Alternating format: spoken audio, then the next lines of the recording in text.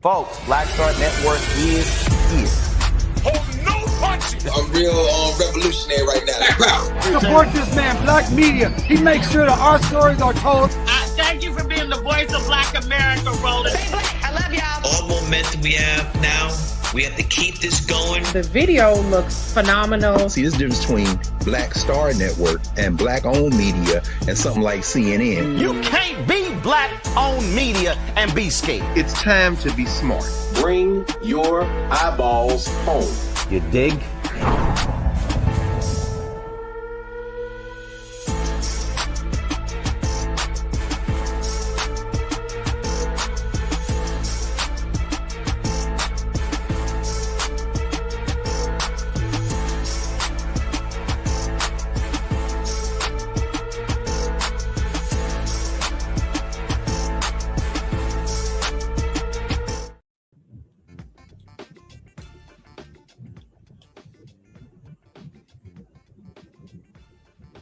All right, folks, today is Friday, January 9th, 2026. Coming up on Roland Unfiltered, streaming live on the Black Star Network. Some major developments out of Minneapolis.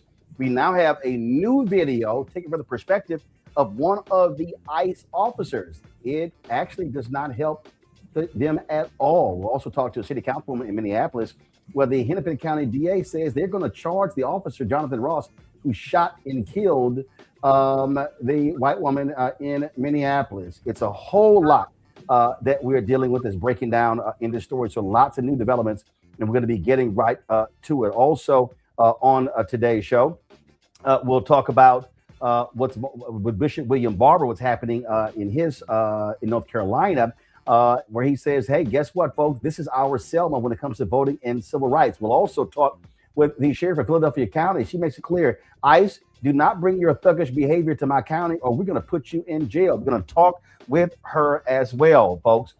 It's a lot we're going to break down on today's show. It is, of course, also the jobs report comes out. The economy under Trump has absolutely sucked. I thought he's supposed to be better for the economy than Vice President Kamala Harris. Well, we knew that was a lie. It's time to breathe the funk. I'm Roland Martin Unfiltered on the Black Star Network. Let's go. He's got whatever the miss, he's on it. Whatever it is, he's got the scoop, the fact, the find. And when it breaks, he's right on time and it's rolling. Best believe he's knowing. Putting it down from sports to news to politics. With entertainment just for kicks, he's rolling. It's on go, roll, y'all.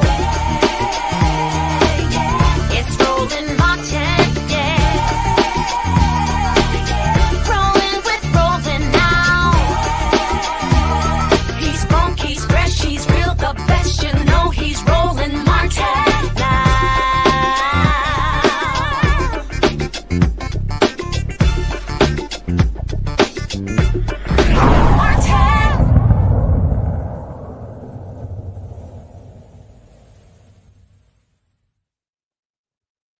Folks, for the last few hours, social media has been ablaze with a new video from the perspective of one of the ICE officers who shot and killed Renee Good. This video gives us a direct account of what took place. And if they think that this somehow helps their case, they're absolutely wrong. Watch this.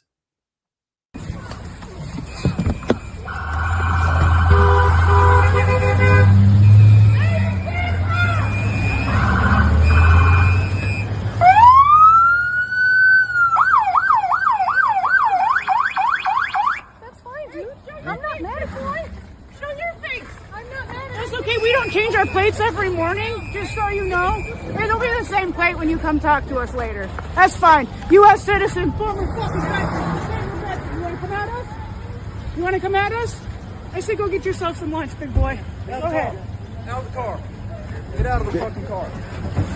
Get out of the car. Whoa!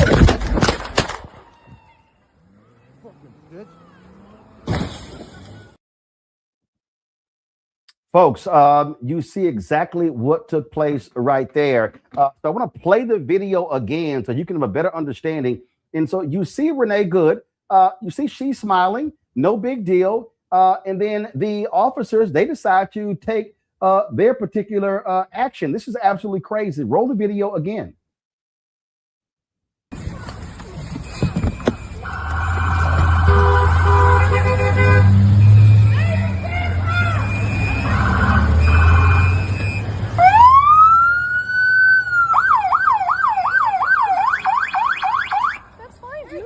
not mad, boy. Show your face. I'm not mad. That's okay. We don't change our plates every morning, just so you know. It'll be the same plate when you come talk to us later. That's fine. U.S. citizen, former fucking veteran. You want to come at us? You want to come at us?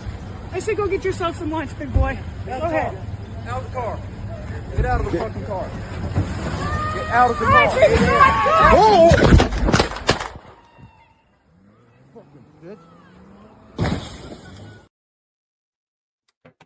Yo, that is real. Hennepin County DA makes it clear that this officer, Jonathan Ross, is going to be charged for the death of Renee Good. This is beyond shameful, which actually took place now that this video is coming out. And a lot of folks are talking about what's going on here. Retired FBI agent, U.S. Air Force veteran, and crime fiction author Steve Lazarus, he put this video out talking about how this should have gone down. Watch this. Here's my take on the Minneapolis ICE shooting. Not from the standpoint of a politician or an activist, but through the lens of a 30-year career in law enforcement. I'm going to start by stating the obvious. I wasn't there. I haven't seen what happened before the video starts. That said, the more I watch it, the angrier I get. I spent 18 of my 22 years in the FBI as a firearms instructor. I didn't just teach agents how to shoot, I taught them when to shoot. One principle we hammered home was simple. Deadly force is never authorized merely to stop a fleeing suspect. Yes, if a vehicle is being used as a weapon, that changes the analysis, but nothing in this video supports that. If anything, it appeared the driver was just trying to avoid the agents altogether. Normally, I give law enforcement the benefit of the doubt when it comes to dealing with high-stress situations. But I can't do that here. At a minimum, this shooting reflects a failure of training and supervision.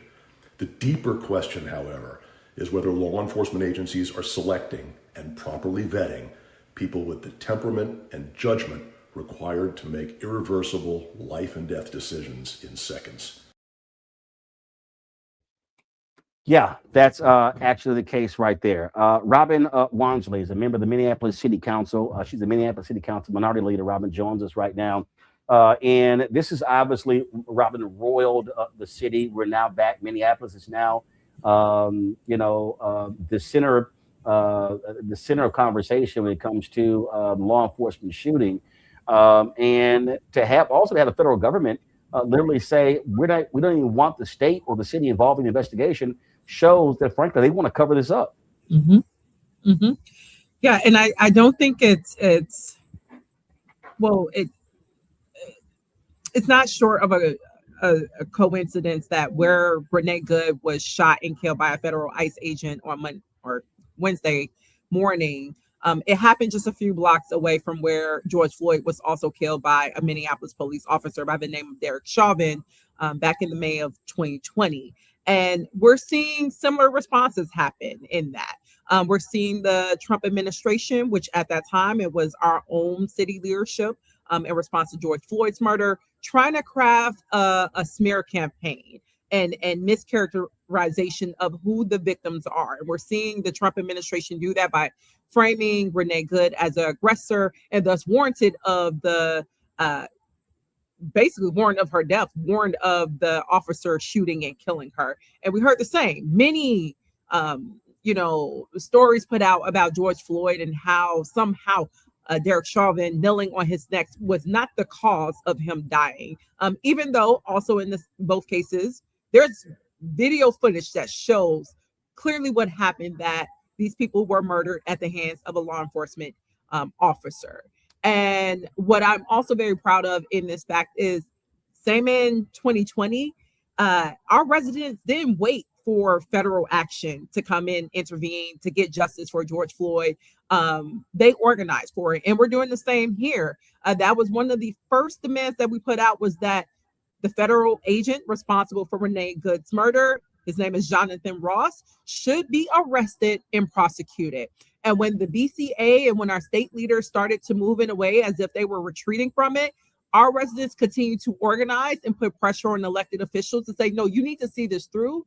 Because if we allow this to happen, this sets a new standard for our federal administration as they're invading and occupying other cities under this campaign of cruelty that they're using under the guise of immigration and keeping communities safe and going after the bad guys. They're going to use that as a way to give federal agents the right to kill with impunity. We fought against that even amongst regular cops. And Black Lives Matter following George Floyd's murder. We said, regardless, if you have a badge, you do not have a license to kill.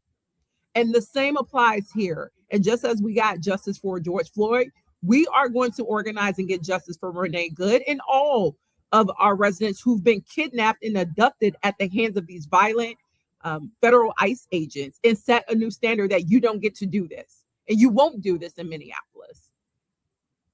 Yeah, and what you have here is what does Donald Trump do? He's now sent more federal law enforcement to Minneapolis.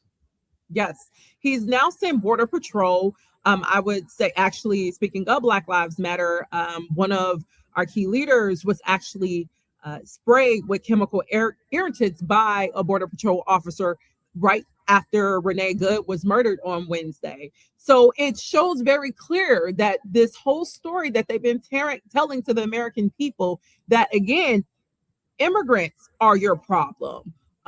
This is why we need to go after them. This is why we need $1 billion to fund the ICE agency and the FBI to go after these people. It just shows it's actually a lie. They are going after everyone. And they tried this out in my home city of Chicago. When they went in and said, we're going to take out violent, immigrant and criminals and things of that nature. But somehow you're on the South Side detaining Black residents over there in their apartment buildings. How did we get there? And we're seeing the same thing here. They said they came in for immigrants, but you end up shooting a 37-year-old white woman on a Wednesday morning. Now you're shooting chemical irritants at Black residents.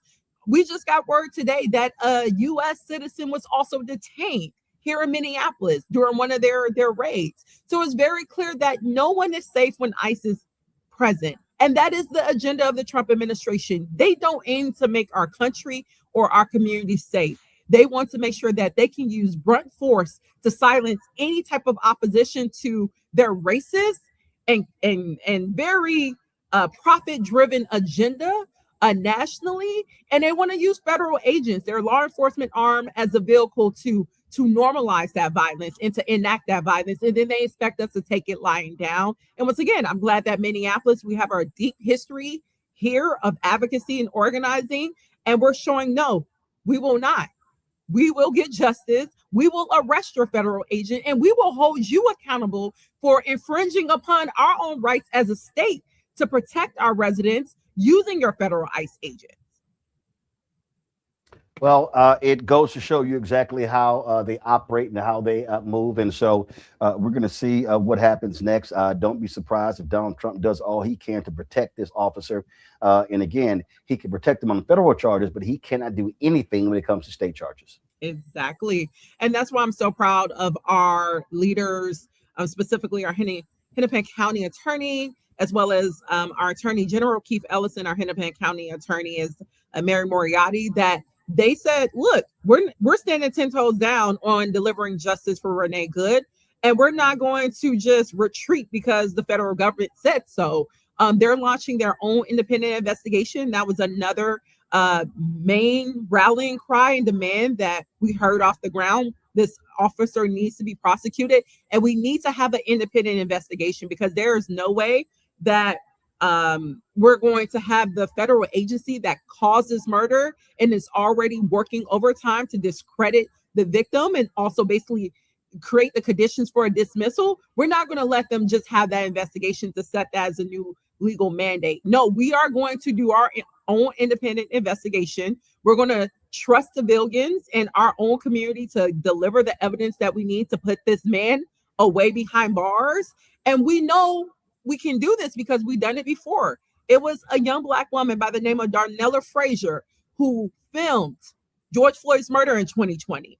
And again, at that time, the city was working to basically cover up his murder.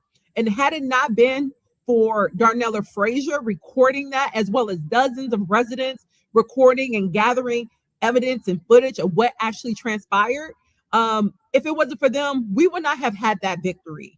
And so I'm glad that our elected leadership also knows it's the residents here who were on the ground, who know what happened, that captured what happened. And they're going to play an essential piece or role in making sure that a thorough investigation happens that leads to Jonathan Ross, the federal agent responsible for Renee Good's murder, be put behind bars, just like we did with Derek Chauvin and the other officers involved with George Floyd back in 2020. All right, then. Councilwoman, we appreciate it. Thanks a lot. Thank you. Folks, going to go to a quick break. We'll be right back with our panel right here on Roland Martin Unfiltered on the Black Star Network.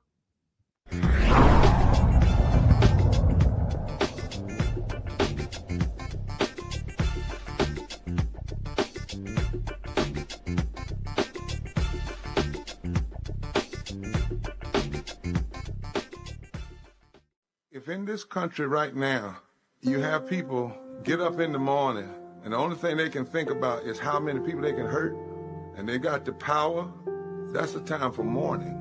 For better or worse, what makes America special, it's that legal system that's supposed to protect minorities from the tyranny of the majority. We are at a point of a moral emergency. We must raise a voice of outrage. We must raise a voice of compassion. And we must raise a voice of unity. We are not in a crisis of party versus party. We are in a crisis of civilization, a human rights crisis, and a crisis of democracy itself.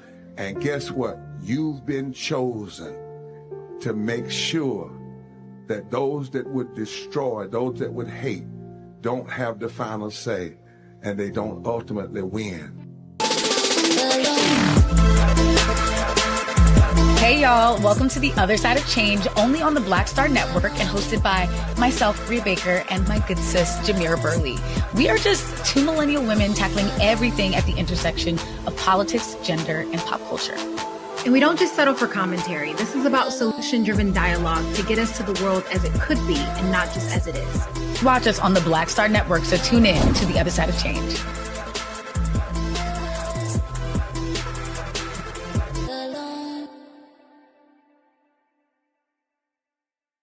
Melanie Campbell, National Coalition on Black Civic Participation and Black Women's Roundtable. And we are watching Roland Martin Unfiltered all day, every day, 24/7. Spread the word.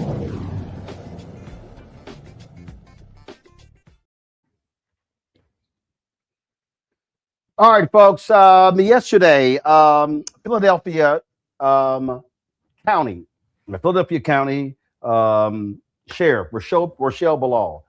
Woo! Let's just say she spoke some truth when it came to what would happen if these ICE agents decide to roll up in her county and showing their ass. Watch this. I'm Rochelle Bilal, the sheriff for the city and county of Philadelphia. And I say her name, Renee Good. Renee Good. Renee Good. Renee Good. Renee Good. Renee Good. This should not have happened, but we're here today. Let know that law enforcement professionals, real ones, not the fake made-up ICE, probably Trump's new army to attack citizens of the United States. Did you hear what I said? No law enforcement professional wears a mask. None. None. Those that come into our communities wearing a mask to commit crime, thank God for our district attorney, Larry Krasner, who say he's going to lock them up. And I'm saying now, we are not going to whisk you away for them to hide your identity, because when you do it there, you're getting arrested there. No whisk away for them to hide you. None of that here. None of that here. Law enforcement professionals do not shoot at moving vehicles. I'm not saying fleeing, because she wasn't fleeing. She was getting out of the way. Law enforcement professionals do not stand in front of moving vehicles invoking an action that is illegal.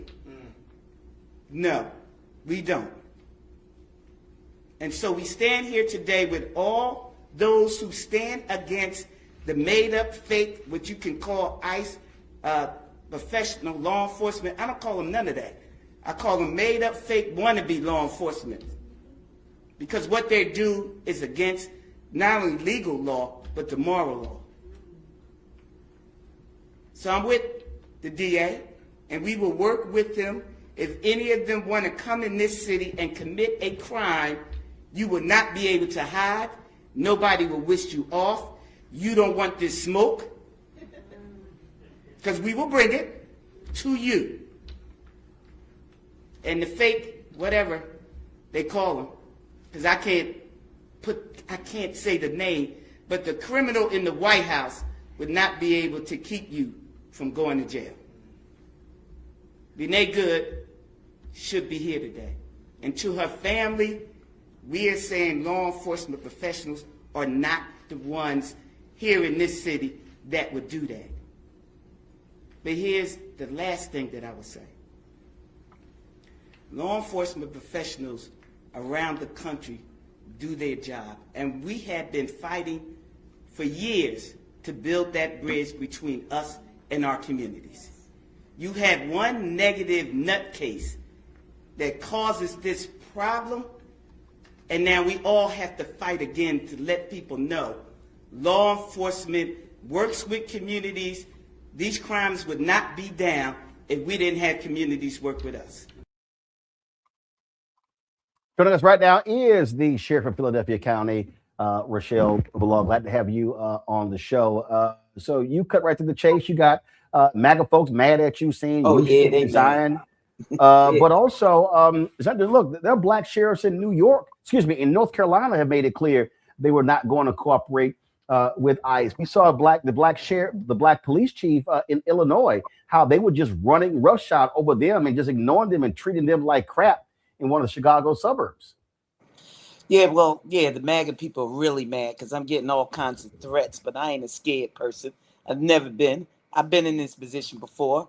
I shut down a racist website called Dome Lights, where police officers in Philadelphia was at their desks, at their job, spitting out hate against black people. And I got threats from them. So this ain't no new place. I'm not scared of these folks. We need to start standing up and saying, you're not coming in our city and just run crazy over here. You're not going to do that. We got a district attorney that says you commit a crime, he going to lock you up. Okay, and we'll transport you to where you need to go. Not whisk you away to hide your identification.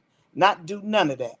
We're going to stand 10 toes down on standing up for the citizens of the city and doing our job. And the thing here is they know they have somebody sitting in the White House who will let them do whatever they want, and they have grossly disrespected local law enforcement. Normally, when you're the feds, when you come into a state, you talk to the police chief, you talk to the sheriff, you talk to the state police. These folks are like, we don't give a damn what y'all think. We can do what we want, when we want, and we expect y'all to follow behind us.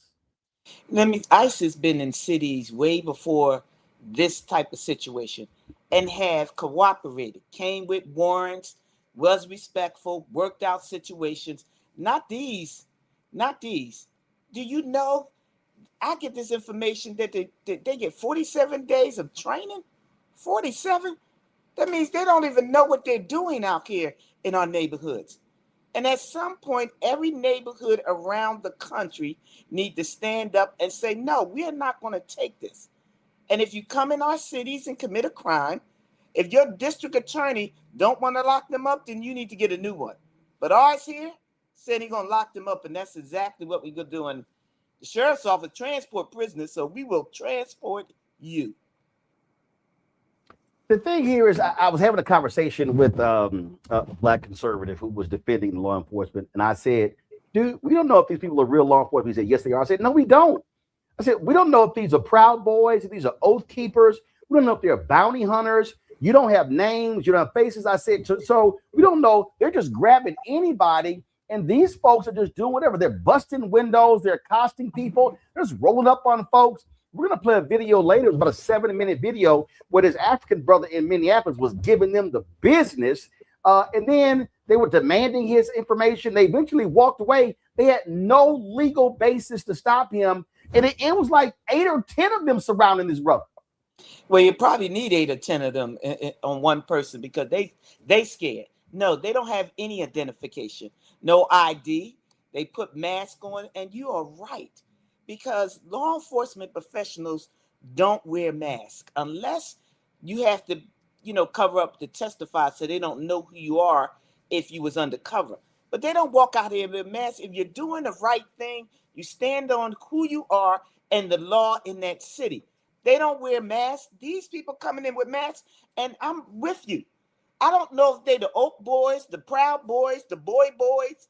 I don't know if they the nuts of the insurrection on January the 6th.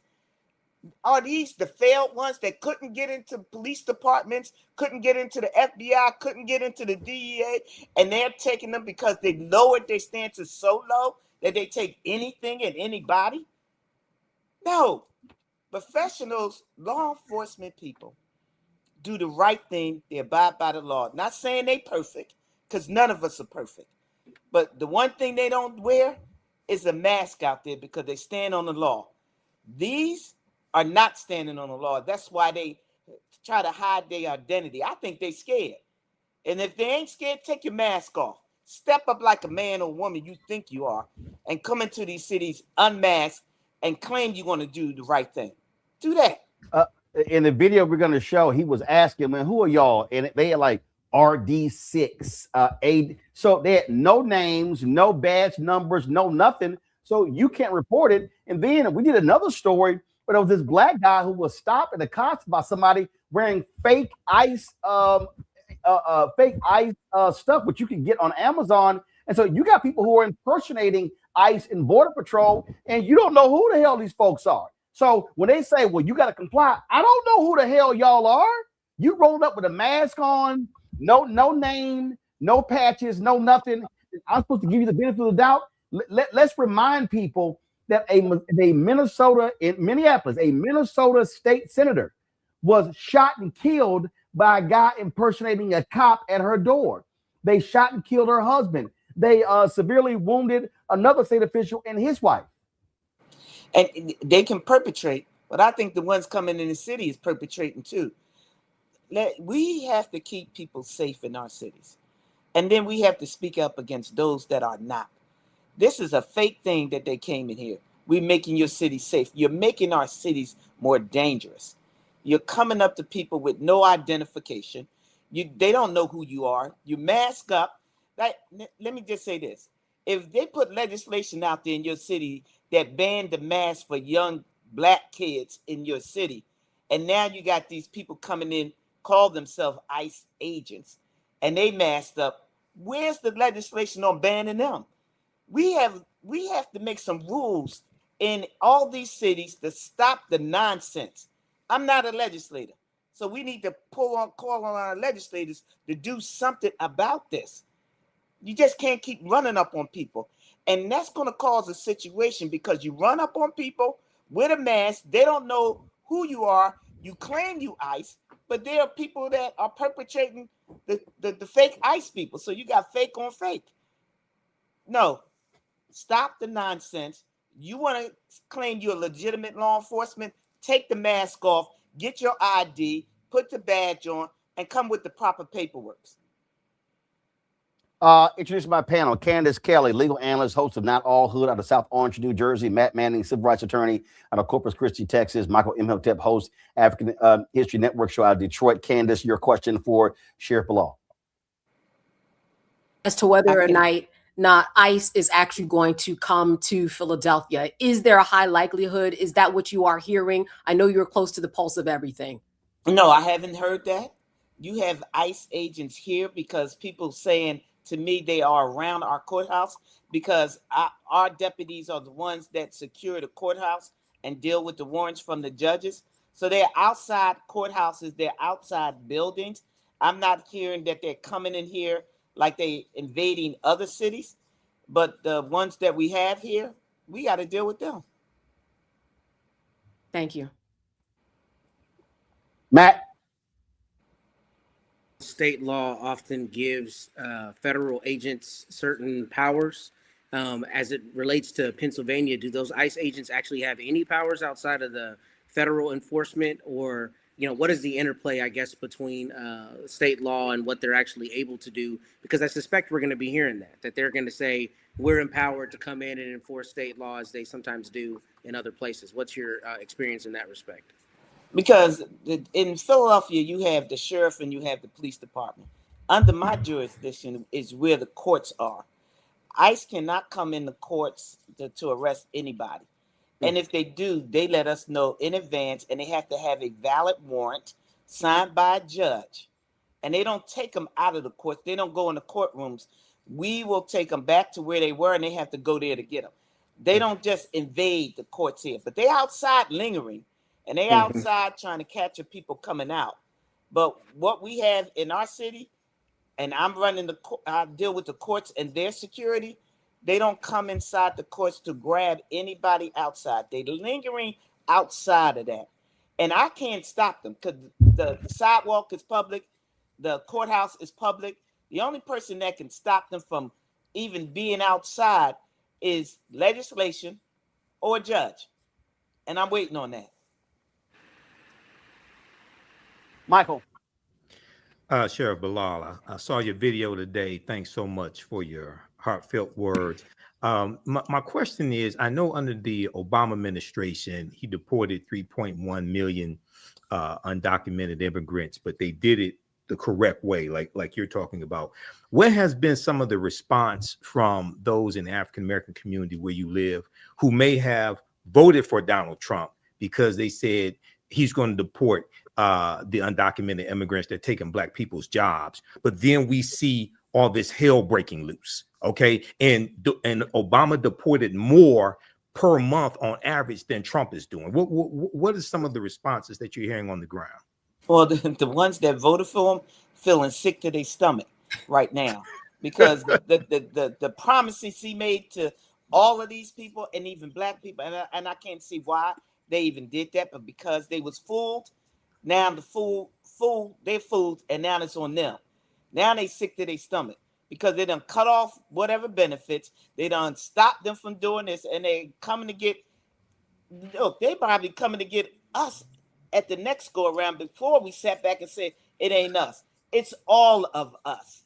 It's all of us. If we are not a racist, bigot, maggot participant, then it's all of us. Doesn't matter what shade, what political state you are in, it's all of us. And so if they don't get off their butt, they sick now. And now they're trying to figure out what it is they want to do. I tell them what, they need to get out here with the rest of these folks and fight back and not just take it. Thank you. Well, there are a lot of folks who are highly critical of their actions. And I think what this shooting has done, it has finally woken some folks up. And listen, they had been attacking Black and brown people. And let's just be frank. This is a white woman who was shot and killed. And the right is trying to say, oh, she was this left-wing terrorist, lesbian, all this sort of stuff like this. But I think them shooting this white woman in the face and killing her is going to cause some other white folks to realize that, guess what? It ain't just the brown people. They not exempt. And that's what I said. It's all of us. If you're not a part of that group of people, I say the cult, because that's the way I see it. And that's my personal opinion. If you're not a part of that, then you are the next person in line for them to come, step up on you, mask that, try to grab you out your car, throw you on the ground. This is ridiculous on what's happening. And I'm speaking now, and some people may be mad. I don't care at this time. I got family. I got grandkids. I got friends. I'm speaking up because I live here in America, and this is unjust. And in my book, I'm just not going to sit back and let it happen. And I don't care about the threats. Bring them. I'm a law enforcement person. I was well trained. I had more than 47 days of training. Trust me, more than that. This crazy Black Republican from Texas, Wesley Hunt, decided to give his perspective and weigh in on this shooting. And Sheriff, I would love to hear your response to this. Let's play that. clear that she tried to use her vehicle as a weapon, mow over an ICE agent, and now she is dead. And her death is tragic, but at the end of the day, it was completely avoidable if she would have simply followed the commands of the ICE agents. But what really is more disturbing to me is Governor Walz's comments about using the National Guard to keep the federal government ICE agents out of his state. He has now gone full Jefferson Davis, and that's what I would call civil war. This is a problem. The left always does this. They always clamor for more violence. They always clamor for more rioting. Minneapolis, they've already burned to the ground. The violence must stop. We must respect law enforcement, respect this president that said, I am going to clamp down on illegal immigration, and Minneapolis has become a cesspool for illegal immigration, and we're not standing for it any longer. What, he trying to buck for a job or something? Because I seen all the people that used to speak up for the criminal in the White House, and ain't none of them got a job. So I guess he's trying to come in and get one. First of all, I saw that video frame by frame by frame. As a law enforcement professional, you don't put yourself in harm's way. You don't stand in front of a vehicle. He had enough space to get out of the way, and he shot in front. And now he's on the side. And you shoot 2 more times, there's no threat there. She wasn't trying to run him over. She's trying to get out of the way. Get away from them. What was you going to obey? You come up all masked up. You're going to try to open up my car and pull me out, and I ain't got nothing to do with what you're doing? I'd have took off too. She took off because she was scared. And then this nutcase talking about you're going to respect law enforcement. Hell, they don't respect law enforcement. January the 6th, they was trying to kill the law enforcement professionals up there at the White House. They was trying to kill them. So you talking about respect law enforcement? You should have respect them then on January the 6th. See, he don't even know what he's talking about. But if you bucking for a job and you keep being a handkerchief head Negro, exactly what you're doing, then go ahead and do that. Go over there and get a job over there. And because you're black, he ain't gonna give you one either. So you might as well just stay where you are and just get out of the way with the nonsense. Because you can't talk about respecting law enforcement when you try to kill something. You can't talk about respecting the president when he don't respect the citizens of this country. Look, I ain't got nothing else to say about him. Go get a job somewhere else. Here's the thing that is amazing to me when I listen to these people, and this is what I never understood. I remember there was a story out of Cleveland, and it was a black couple, and the cop jumped on top of the car and fired a bunch of shots into the car. We've had other stories that we've done jumping in front of a car. And matter of fact, I remember Kajima Powell. This was in St. Louis shortly after Michael Brown had been shot and killed. And Kajima Powell had a serious, it was a mental issue. It was a mental call. It wasn't more than 16 seconds from the time the officers arrived on the scene, and the door, it was 16 seconds from when the door opened to the first shot fired that killed Kajima Powell. And I remember when that happened, and Powell had this butter knife or something like that, and he flexed, and the officer immediately fires and kills him. And I'm watching this, and my first reaction, this is just me, and again, I don't understand. I won't say I understand police training and all of that. But what I didn't understand was if I'm a cop and I got a partner and I'm getting out of a car, okay, and the man is standing in front of me, there are other people, there are not other people around this way, and he's holding a butter knife, and I know I got a gun. So I know I have a lethal weapon. I can take this person out. I guess if I'm gonna have a conversation with homeboy, I'm probably, this is just me, I'm gonna step to the back of the car, put the car between me and him. We're gonna talk over the car. And when I see these officers, they jump in front of the car, or they firing at a car that's taking off and going away. I'm sitting here going, What are you doing? And the DOJ's own report shows you do not fire at a fleeing car. You don't do that because you don't know who you can hit. You don't know if you hit them, they run to somebody else. Matter of fact, it's a black kid, 26-year-old black photographer in DC. He's dead because the DC police were chasing a car. That car, this brother was on his way to an assignment, on his way to church. Car slams into him, he's dead because they were pursuing him. And so it's just mind-boggling sometimes when you go, what were you thinking when you know you have the lethal weapon in your hand and that person does it? That's right. And that's the rules of most. That's the law enforcement rules. One, the reason why, because people used to just chase cars all the time. And cars speeding down the street hit people, kill people, children, grown, elderly, by the speed. You don't chase them, nor do you shoot at them because you don't know who is on the other side of that vehicle that you may hit or kill or harm. So that's why the rules are in place. You don't shoot at a fleeing vehicle. It got a tag. You catch it later. You don't chase them. We had that here in Philadelphia. I think his name was, correct me if I'm wrong, Dante Dawson, where the cop stood on the hood and shot down the car because he was in the car. Didn't make a move, nothing, just was in the car. The rules, because I was a police officer for 27 years, the rules was if a person is in the car and won't come out, that become a barricaded person. That's Get right. everybody in here to work it out. That's right. That's right. So you don't stand on top of a car and shoot down into a car. You don't shoot at a fleeing vehicle. See, these non-trained individuals, and they said he had 11 years. Then what was he doing for 11 years? On the border patrol? You don't know how to react to people in communities or urban cities. You don't know. But you throw them out here and they just start shooting? No. The rule states for most common sense law enforcement agencies. Now, the ones that don't, they can correct me, but I know being a cop for 27 years, that was the rule for us. And that's the rules for my deputy sheriffs here in this city. That's what we don't do.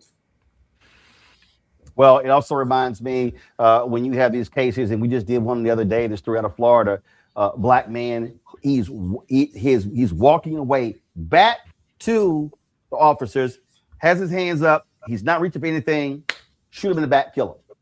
Same thing. And you're like, so you're justified, the person's walking away. This is the stuff that we have to deal with. And I do hope, I hope that what this murder of Renee Good does, it wakes up these complacent people who have given these law enforcement folks the benefit of the doubt. And you're absolutely right. And I've said it for a long time. And I've talked to way too many folks in Noble who have called for accountability. That when you got cops who do the right thing, hey, you praise them, you support them, you pay raises and all that good stuff.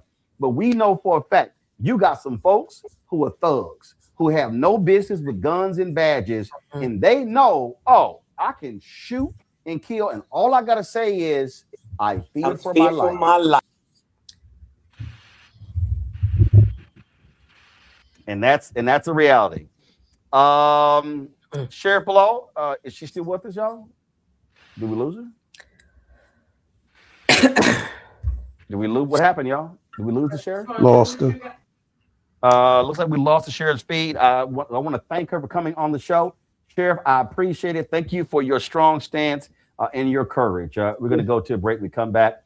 Lots more to talk about, y'all, on today's show. Bishop William Barber, we're going to talk about an upcoming event happening in February when it comes to protesting, it comes to getting people active when it comes to the right to vote. We're going to talk about the economy, how it is floundering under Donald Trump. Plus, Congresswoman Ayanna Pressley and Congresswoman Summer Lee, they were not holding back in a couple of hearings on Capitol Hill. We're going to show you that as well. Lots to show you right here. Roland Martin Unfiltered on the Black Star Network. Support the work that we do. Join our Bring the Funk fan club.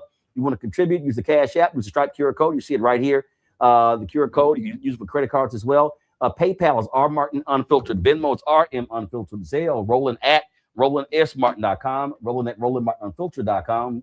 Checks and money ordered. Make it payable to P.O. Roland Martin Unfiltered, mailed to P.O. Box 57196, Washington, D.C., 20037, that's 0196. Back in a moment.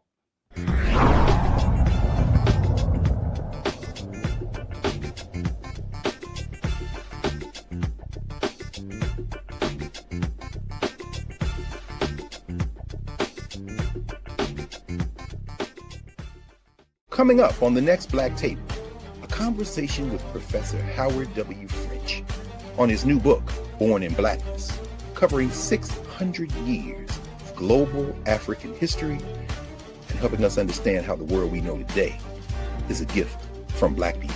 There could have been no West without Africa and Africa. That's on the next Black Table with me, Greg Carr, only on the Black Star Network.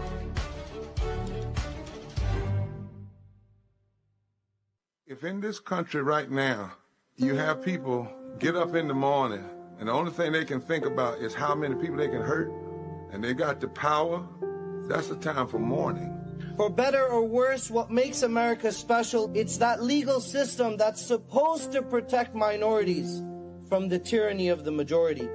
We are at a point of a moral emergency. We must raise a voice of outrage. We must raise a voice of compassion. And we must raise a voice of unity. We are not in a crisis of party versus party. We are in a crisis of civilization, a human rights crisis, and a crisis of democracy itself. And guess what? You've been chosen to make sure that those that would destroy, those that would hate, don't have the final say, and they don't ultimately win. I'm Risa Colbert, and you're watching the Black Star Network.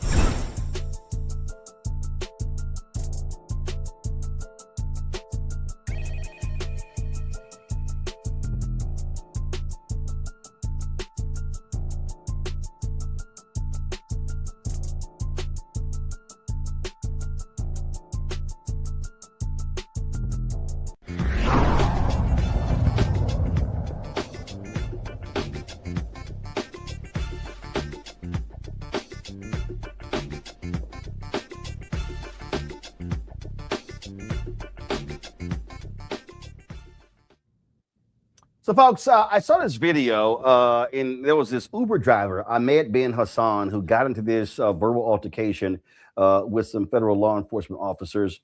Man, he was giving them the business. And so I just want y'all to see how my man, I want y'all to play the 755 version, y'all. But he was straight up just letting them have it. Watch this.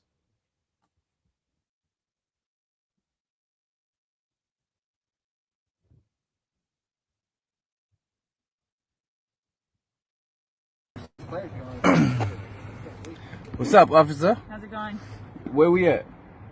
Where what? Where are we at? Where are we at? Yeah, can you tell them this location? What are we doing here? You can feel free. I'm just chilling at my job in the Uber, and this lady just pulls over, and she's like, are you a U.S. citizen? In a parking lot at work. That's the officer lady. And they just shot somebody right now in Minnesota. Imagine that. Are we in Germany? Why are you guys doing this? You tell me, sir. Why are you guys going around just asking people like at work whether they're U.S. citizens or not? Are you guys not supposed to be patrolling the border? Do you want to answer the question or not? Why would I answer you? Where's your warrant? We're running a plate. Run your plates. You do whatever you want. You can record. Feel free. Yeah. That's kind of crazy though, right? Like you guys leave the border and go harass people based on their skin color? Ain't that a shame? Are you doing this to everybody or it's just black people? Come on now, you know what it is. And you got a GoPro. Yes. You're That's recording, I'm recording. Is that work issued? Yes. Are you sure? Yes. They're giving you guys GoPros? What happened to the police body cameras? I don't have a body camera. This one you can delete the video and make your own stuff. You know that, right? How do you know? Because it's not going to a server. It's going to a little SD card or something. You guys just murdered somebody in cold blood in this city today, and God brought you guys to me at work.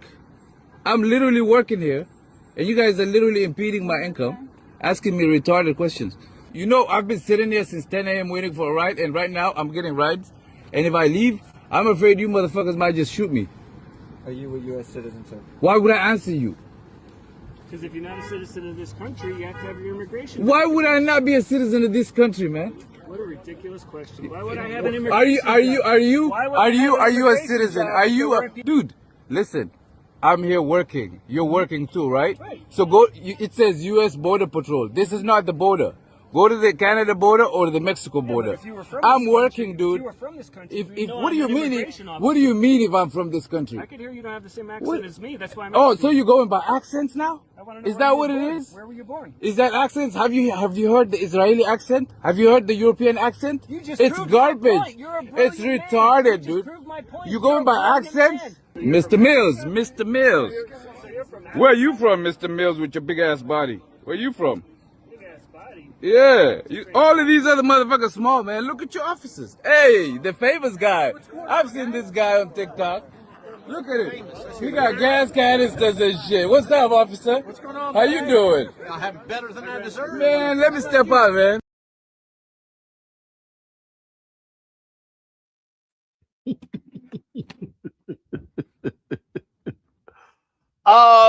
That was wild. And because that was a shorter version, right? Play me some of the other one. Give me some of the other one. 2 videos. I think that was the almost 3-minute one. Play the other one. What's up, officer? How's it going? Where we at? Where what? Where are we at? Where are we at? Yeah, can you tell them this location? What are we doing here? You can feel free. I'm just come on out. Come on. There you go. So y'all let me know what happens with that. First of all, man, I love he was giving their ass the business. He was like, man, I ain't giving up nothing. He was just ripping them. I loved it. And I love that he was recording, and I love that he called the guy out on, you know, the xenophobia basically behind, oh, your accent is different than mine, therefore I'm going to conclude you're not an American citizen. Not to mention there's a whole naturalization process. I mean, it's crazy how they're going around, and it's very interesting that he talked about them not being anywhere near the border, because what I think a lot of people are kind of conflating these days is like Border Patrol does have expanded authority, right? I think it's like 100 miles from the border or 50 miles from the border, one of those two, where there is a relaxation of civil rights. But the point is, past that point, they're not patrolling the border. So the idea that they would be like a supplemental immigration force, and he's calling them out like, we're not anywhere near the border, go back to Canada or go to Mexico. I love that, because I think a lot of times what happens with citizens is if they don't know the distinctions between certain officers, certain authorities, certain jurisdictions, they may acquiesce just because the person's in a uniform when that person doesn't have any right to order them out or order them to do anything. And I like that this brother stood strong. And a lot of times when this happens, officers get frustrated because they're used to people immediately acquiescing. But he was one of the ones that brought the smoke and said, nah, man, you don't know what you're talking about. And clearly he was able to post this. So presumably he's not in custody. He didn't have anything happen. And I'm glad that he stood up the way he did. Yeah. And I mean, for me, straight up, hey, everybody got to have their cameras out. You can't trust these people at all, Candace, at all.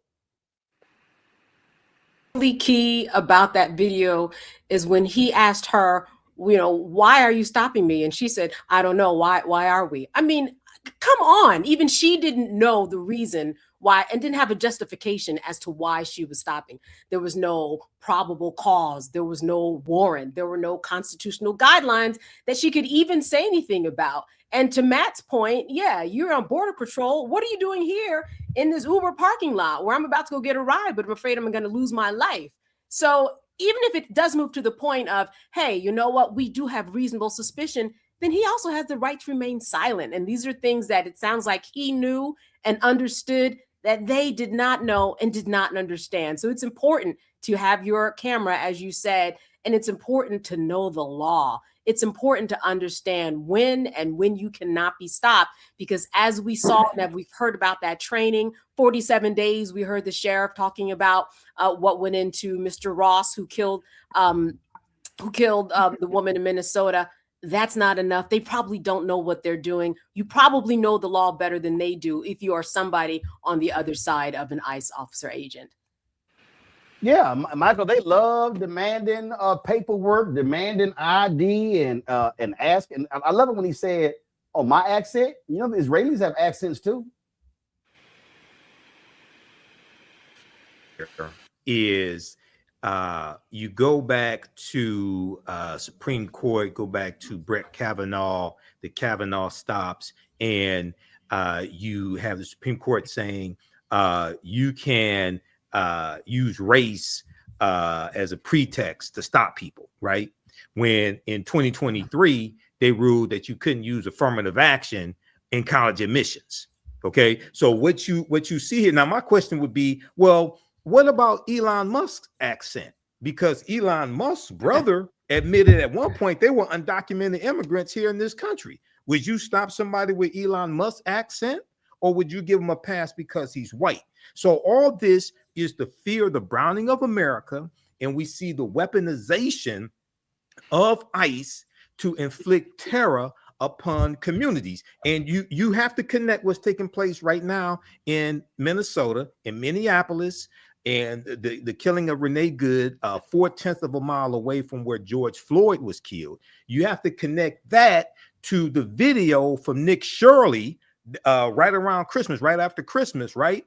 Going to those child care centers most of them ran by Somali immigrants, things of this nature. And people in the Republicans in the state legislature in Minnesota feeding that information to Nick Shirley. And because of those videos going viral and the white supremacists in the White House seizing upon that, then they flood Minneapolis, Minnesota with ICE agents. And you see this unfolding here. So this is an example how elections have consequences. This is straight out of Project 2025. Okay. And we see that the big ass ugly bill gave an unprecedented amount of money to Homeland Security to do this. But going back to the conversation with the sheriff, under the Obama administration, the 2 terms of Obama, they deported 3.1 million undocumented immigrants, but they didn't terrorize communities doing this. So there's a right way to do it, but this is totally the wrong way. Well, they are showing us exactly who they are. Now, while those things are happening, our economy is going straight to hell. 2025 absolutely was an awful economic year. And all of you idiots who said Donald Trump was going to be great for the economy, way better than Vice President Kamala Harris, you probably feel real stupid right now because we know that was an absolute lie, and so let's break down what's happened with the economy. Morgan Harper joins us right now.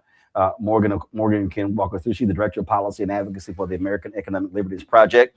And Morgan, they have been trying their best to delay these numbers. They don't want us to see it. All of a sudden, we now realizing, guess what? Manufacturing Trump. I'm bringing it back. No, you're not.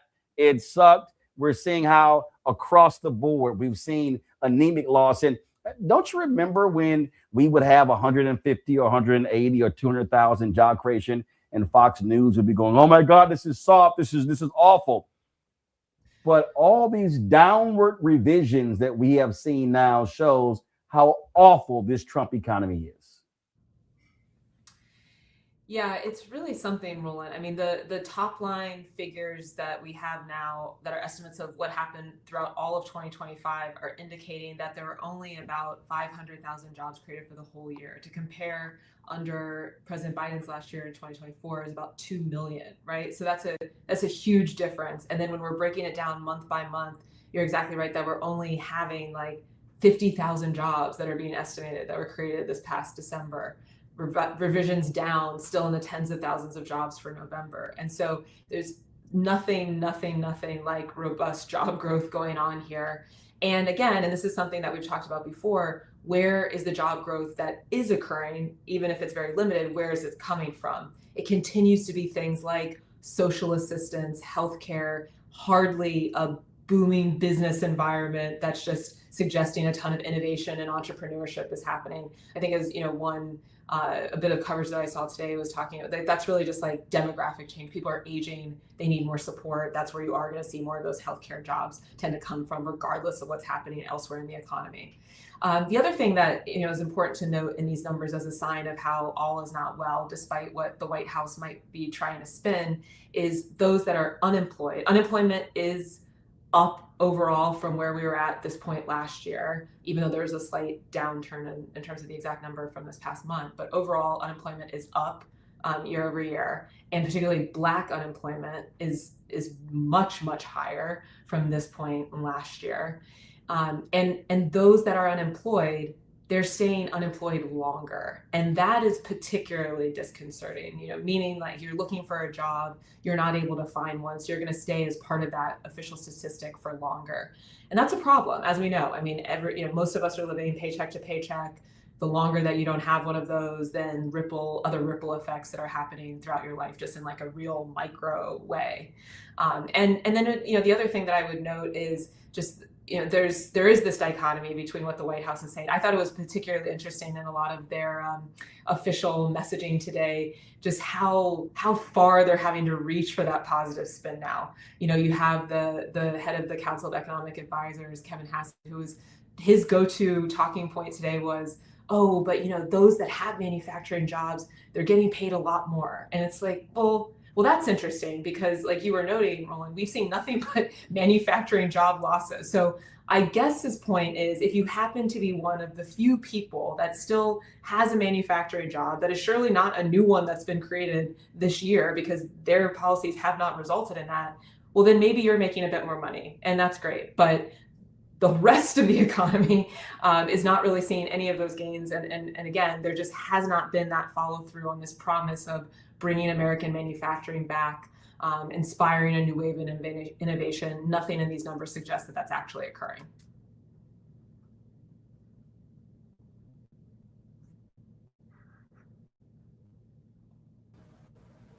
Muted.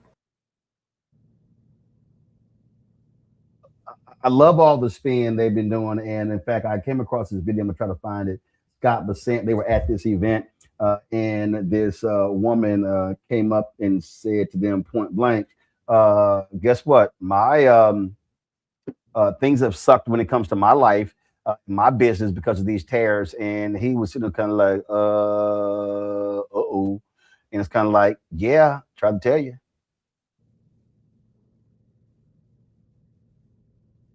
Yeah, I mean, that's the important point here is they're going to try to take this little bit of the official data that's coming out of these numbers. And I thought, of course, interesting again that the president does not care about the rules around any of this. He's not supposed to talk about any of this data before the official release so that it doesn't inappropriately influence the market investors. They did that anyway because they are probably so concerned about how, these numbers were not suggesting anything positive or, aligning with what they claim they're accomplishing here. And people are not having to, but are able to confront that imaginary picture that they're trying to paint with reality. And yeah, I mean, small business, I'm sure all of us where we're all living, I know I have had these conversations in Columbus of like, oh yeah, business owner used to carry that, can't carry that anymore.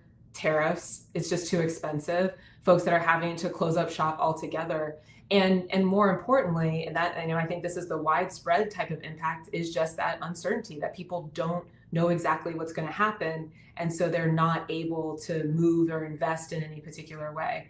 And, and the other risk I would point to here, and this was starting to be covered a bit more in some of the data today around like the impacts of AI. We all know, AI is afoot. It's going to, lead to some gains in productivity in a lot of working environments. It is, definitely having an impact in some of the job numbers. Just, some professional services are no longer going to need as many people if they're using, AI software and such. And so, but we're not able to really parse out what's the what there if we have a government that's injecting all of this unnecessary uncertainty while we have to kind of grapple with this technology that is there that is having an impact that we need to figure out what exactly that is so that government can play a better role in leveling things off to make sure that we're all, staying as stable as possible.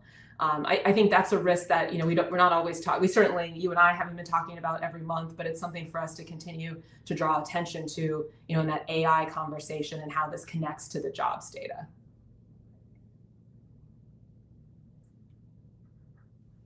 Questions from our panel. Let me start with you, Michael.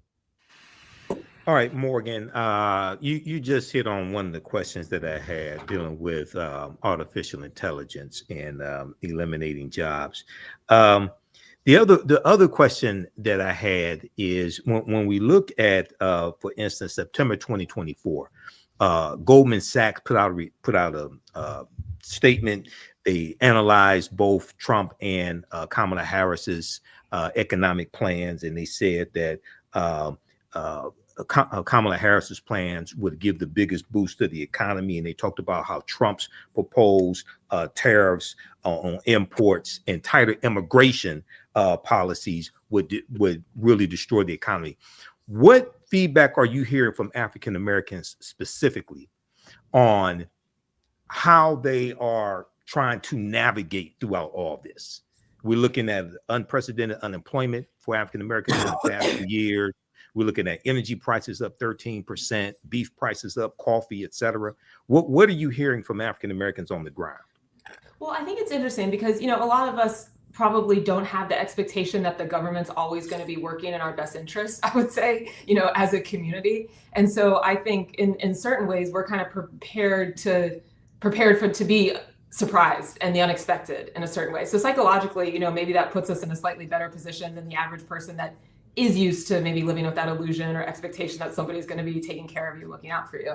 That being said, I'm hearing that people think what's going on is crazy and that there is no way to make this all add up. So, like you're saying, Mike, we have, the uncertainty around tariffs, that those costs are having to be passed on certain goods and all sorts of businesses that we're going to based on how this administration chose to implement tariffs. That is not inevitability, right? There is a version of doing better trade policy, tariff policy that would not go like this. That is not what they decided to do. In addition to some things that are never going to be reflected in this data that we're talking about, like energy costs, like utility prices.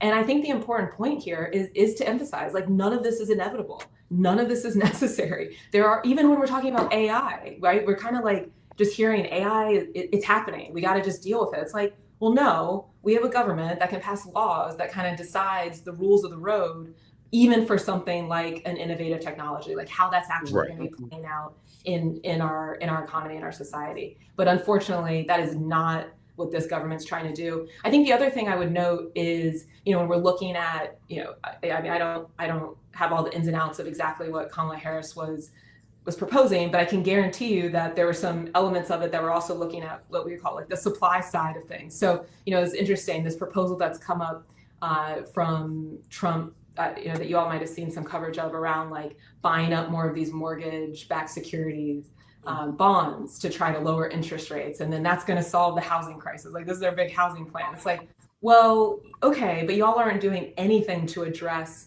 actually what's going to be necessary to build housing. So similar to the job market, they're doing all these things. They're oh, we're going to, manufacturing, and we're going to keep, supporting all these businesses. So it's we're gonna cut back on immigration, but you're not doing anything to address the supply side here. So it's not that you don't want to do tariffs at all. It's not that a lot of us don't care about having better immigration policy. I think a lot of us do. But if you're gonna put in these real, extreme approaches, and then you don't do anything on that supply side to, train people up or make sure that we're impacting the number of people that are available to take on any jobs that are being created, or incentivize businesses to want to create those jobs, well, then you are just setting people up for absolute devastation. And I do think that, that's what I'm hearing from a lot of people, that they're kind of worried that's where we're headed. And there's not a lot of ways to maneuver to protect yourself in that environment. Mm-hmm. All right, thanks. Candace.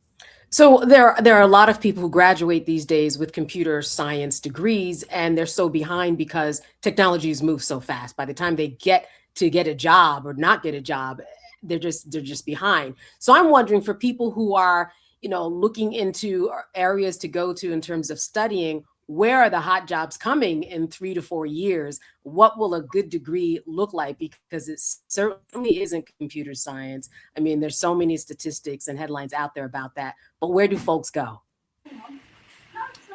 Yeah, I mean, I think that's a great question. And, I've been, and certainly not a workforce expert or anything like that, but I have been hearing the same covers that you're talking about with the computer science degrees, now being somewhat less necessary, less in demand just based on the advances in technology. And more than anything, we are going to need people that do have critical thinking skills and an ability to still be able to write and work through complex problems and deal with lots of different kinds of people, something we would call like a liberal arts education. And it's out of vogue in this administration and not just this administration, I mean, it's a movement across the country that's kind of, pushing back on those. But I do think that there continues to be a need to invest in people, regardless of what circumstances you might be born into, if they want to pursue an education, higher education, that pathway is available to them without getting in a bunch of debt. That being said, completely support and do think, and this is something we were seeing a lot under the last administration, under the Biden administration, an investment in trades. And if we, have, the types of policies that were happening under the Inflation Reduction Act, incentivizing solar investment in solar energy that then requires people to have the training to be able to install that in building trades. That is going to continue to be necessary. There's a shortage of people that have the skill set to be able to just be plumbers and be electricians and have some of these, skills that are more in that trades category. But that requires a government investment to make sure that people have those resources. And this is another thing I've heard on the ground. I mean, and it's been very, very hard to hear. Some of these job training programs that were getting that funding through the big federal legislation just immediately disappeared, with all the Doge business. And then they cannot afford to put on those programs. I've heard from folks in Columbus that that's happening too. So, you all talk about it. We all talk about it a lot. Elections matter. We need to get things back on under control, on track with just, maybe we don't all agree on exactly what the solutions are, but we need to have people in these positions that are even trying to figure out and understand what the problem is to explore what those solutions could be. Thank you. Well, the election, I think, is going to be a huge issue comes the midterm elections in November. And if Democrats, they want to regain the House, they should be hammering these folks by saying, guess what? You let Donald Trump do whatever he wants to do on tariffs. Now you see the problem when, in fact, Congress actually can be controlling tariffs. And so the GOP, you put your fate in the hands of Trump, you're going to suffer the consequences. And so it had better be a strong economic message. But not just that, Morgan. What Democrats also have to be saying is, what are we going to do when we regain power? It can't just be they suck. Completely. And, I think we have a great example from this week, Roland, with, Trump coming out saying he wanted to ban institutional investors from buying up, single family homes across the country. Right. So this is like, private equity, large corporations being able to dominate regional housing markets. Which, of course, that was one of the ideas of Vice President Kamala Harris. Yes, and there have been a couple of bills introduced by Raphael Warnock and other Democratic senators. And in fact, Democrats tried to do that last year, and Republicans voted against it. Yes, but the point I agree. The point I was going to make though is, and I think we can agree on this, that is not something though that every Democrat across the board was willing to talk about. Even we're talking about something like taking on private equity and some of the impacts that it's having in the economy. Even as recently as a couple of years ago, I think that was a controversial thing that some people were like, that's a little too much. I don't want to go that far. And I think we should all take as like a very clear direction that we have, Trump that's coming out here, even if it's not sincere, even if he doesn't follow through, even if some Democrats were talking about before, that there is no reason to hold back on any front with ideas that we think are going to have an impact that is for the good for our community, for this country. We should not be afraid. We should not be timid. We got to go for the absolute jugular here as we're looking ahead to 26 and 28. I agree 100%. Morgan, always great to see you. Thanks a lot. Thanks for having me. Folks, when we come back, headlines with Brittany Noble. We'll also be chatting with Bishop William Barber about the effort to get folks to understand why voting in every election this year is critically important to our future. You're watching Roland Martin Unfiltered right here on the Black Star Network.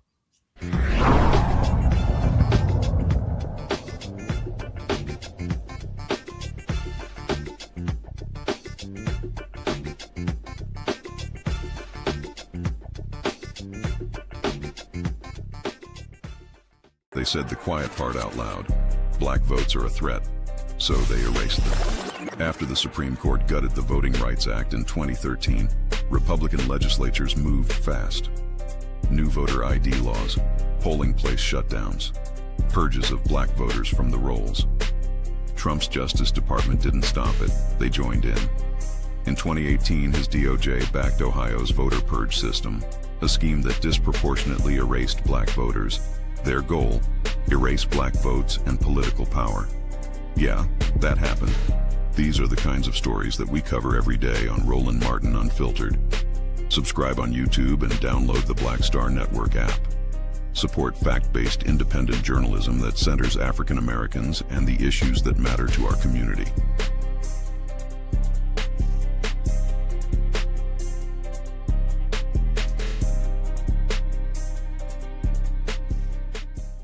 If in this country right now, you have people get up in the morning and the only thing they can think about is how many people they can hurt, and they got the power, that's the time for mourning. For better or worse, what makes America special, it's that legal system that's supposed to protect minorities from the tyranny of the majority. We are at a point of a moral emergency. We must raise a voice of outrage. We must raise a voice of compassion. And we must raise a voice of unity. We are not in a crisis of party versus party. We are in a crisis of civilization, a human rights crisis, and a crisis of democracy itself. And guess what? You've been chosen to make sure that those that would destroy, those that would hate, don't have the final say, and they don't ultimately win.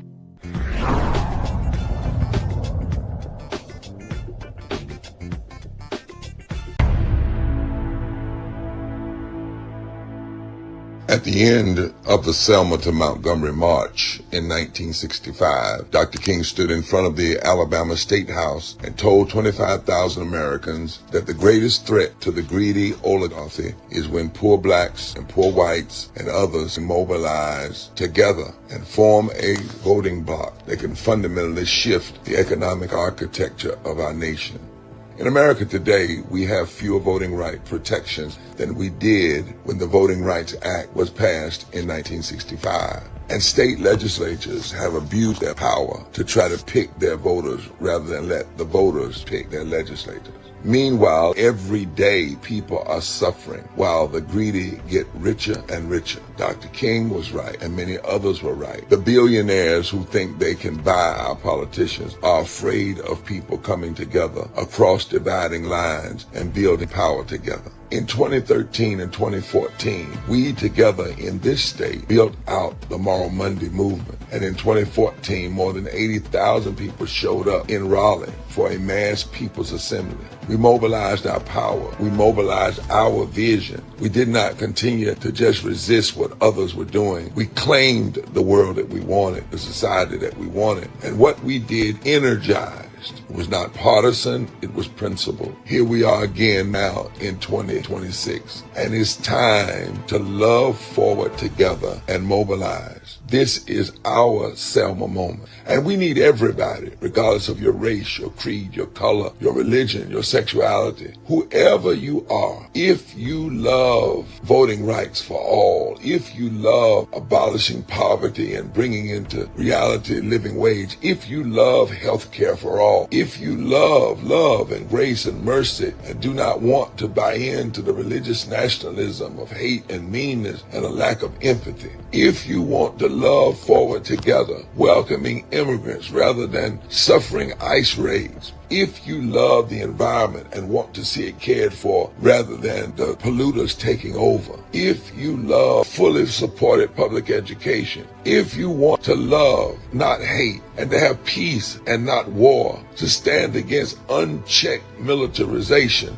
and the militarization of our cities, then it is time to come together and mobilize our power and our passion for justice, then we now are in a moment where we must move from resistance to loving forward and mobilizing our power. So, from February 11th through the 14th, North Carolinians are going to be walking and marching and caravanning from Wilson to Raleigh. And on Saturday, February 14th, Valentine's Day, we will hold a massive People's Assembly for a moral agenda in Raleigh, North Carolina, saying it is time to love forward together. We are marching from a district that MAGA extremists, because of a call from President Trump, decided to gerrymander the 1st Congressional District, take it away from the people. And we are inviting all defenders of democracy and champions of the common good to meet us in Raleigh on February 14th to reclaim a moral agenda, an agenda for going forward, to pursue the society and the democracy that we want, not only for ourselves, but for our children's children. For somebody's been hurting our people, and it's gone on far too long, and we won't be quiet anymore. We will love forward together.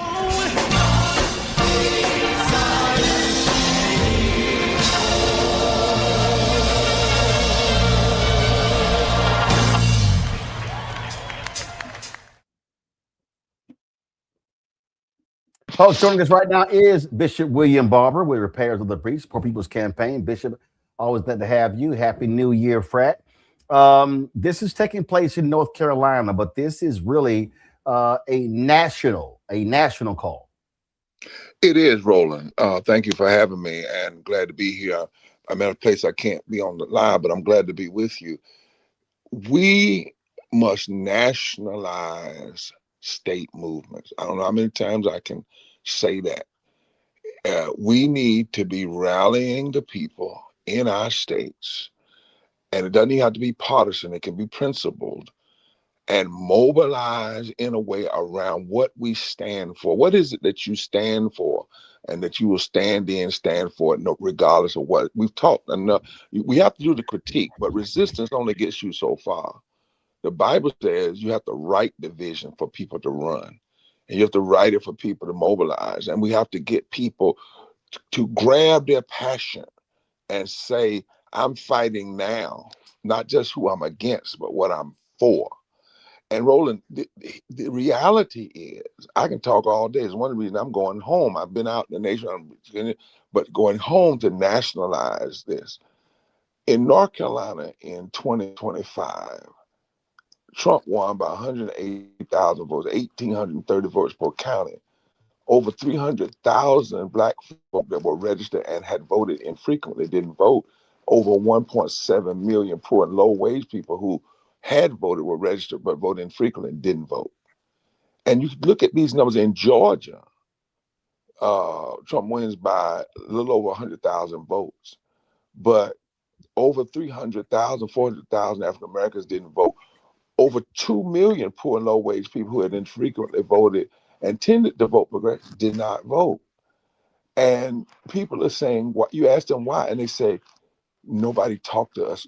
Nobody spoke to our passion. I don't totally agree with that, but my point is, there comes a time when you can't just say what Goliath is doing.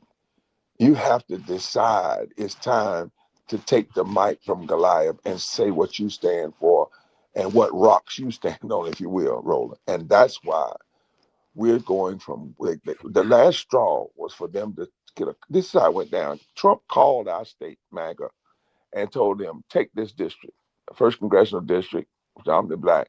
And they said, okay, and went down and redistricted it. But the numbers they use, Roland, they are based on 49% turnout or less. And in that same district, Trump won by 11,000 votes, but hundreds of thousands of folks didn't vote at all in that district. And we're saying to folks that you can't keep just resisting and talking about what is it we are fighting for.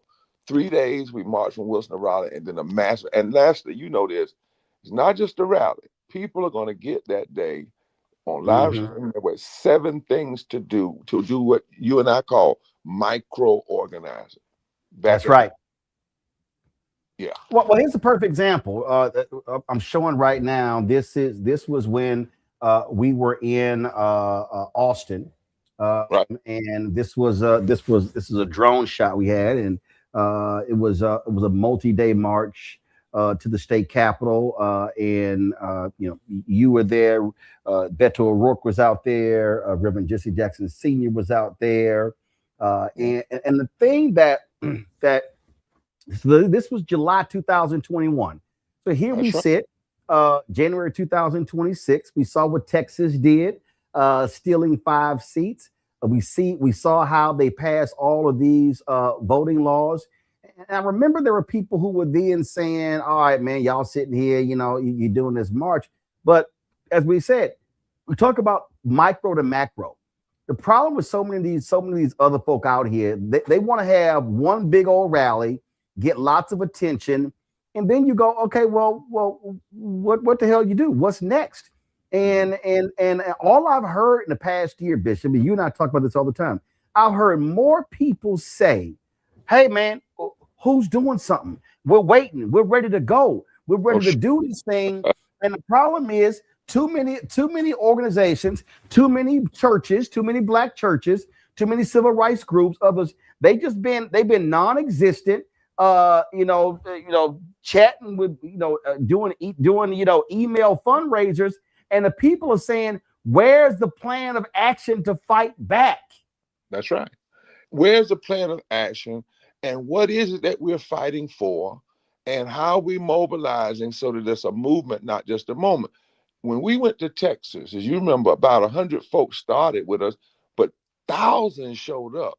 Now, we encourage people, you and I, to keep doing it, right? To keep going, build it out.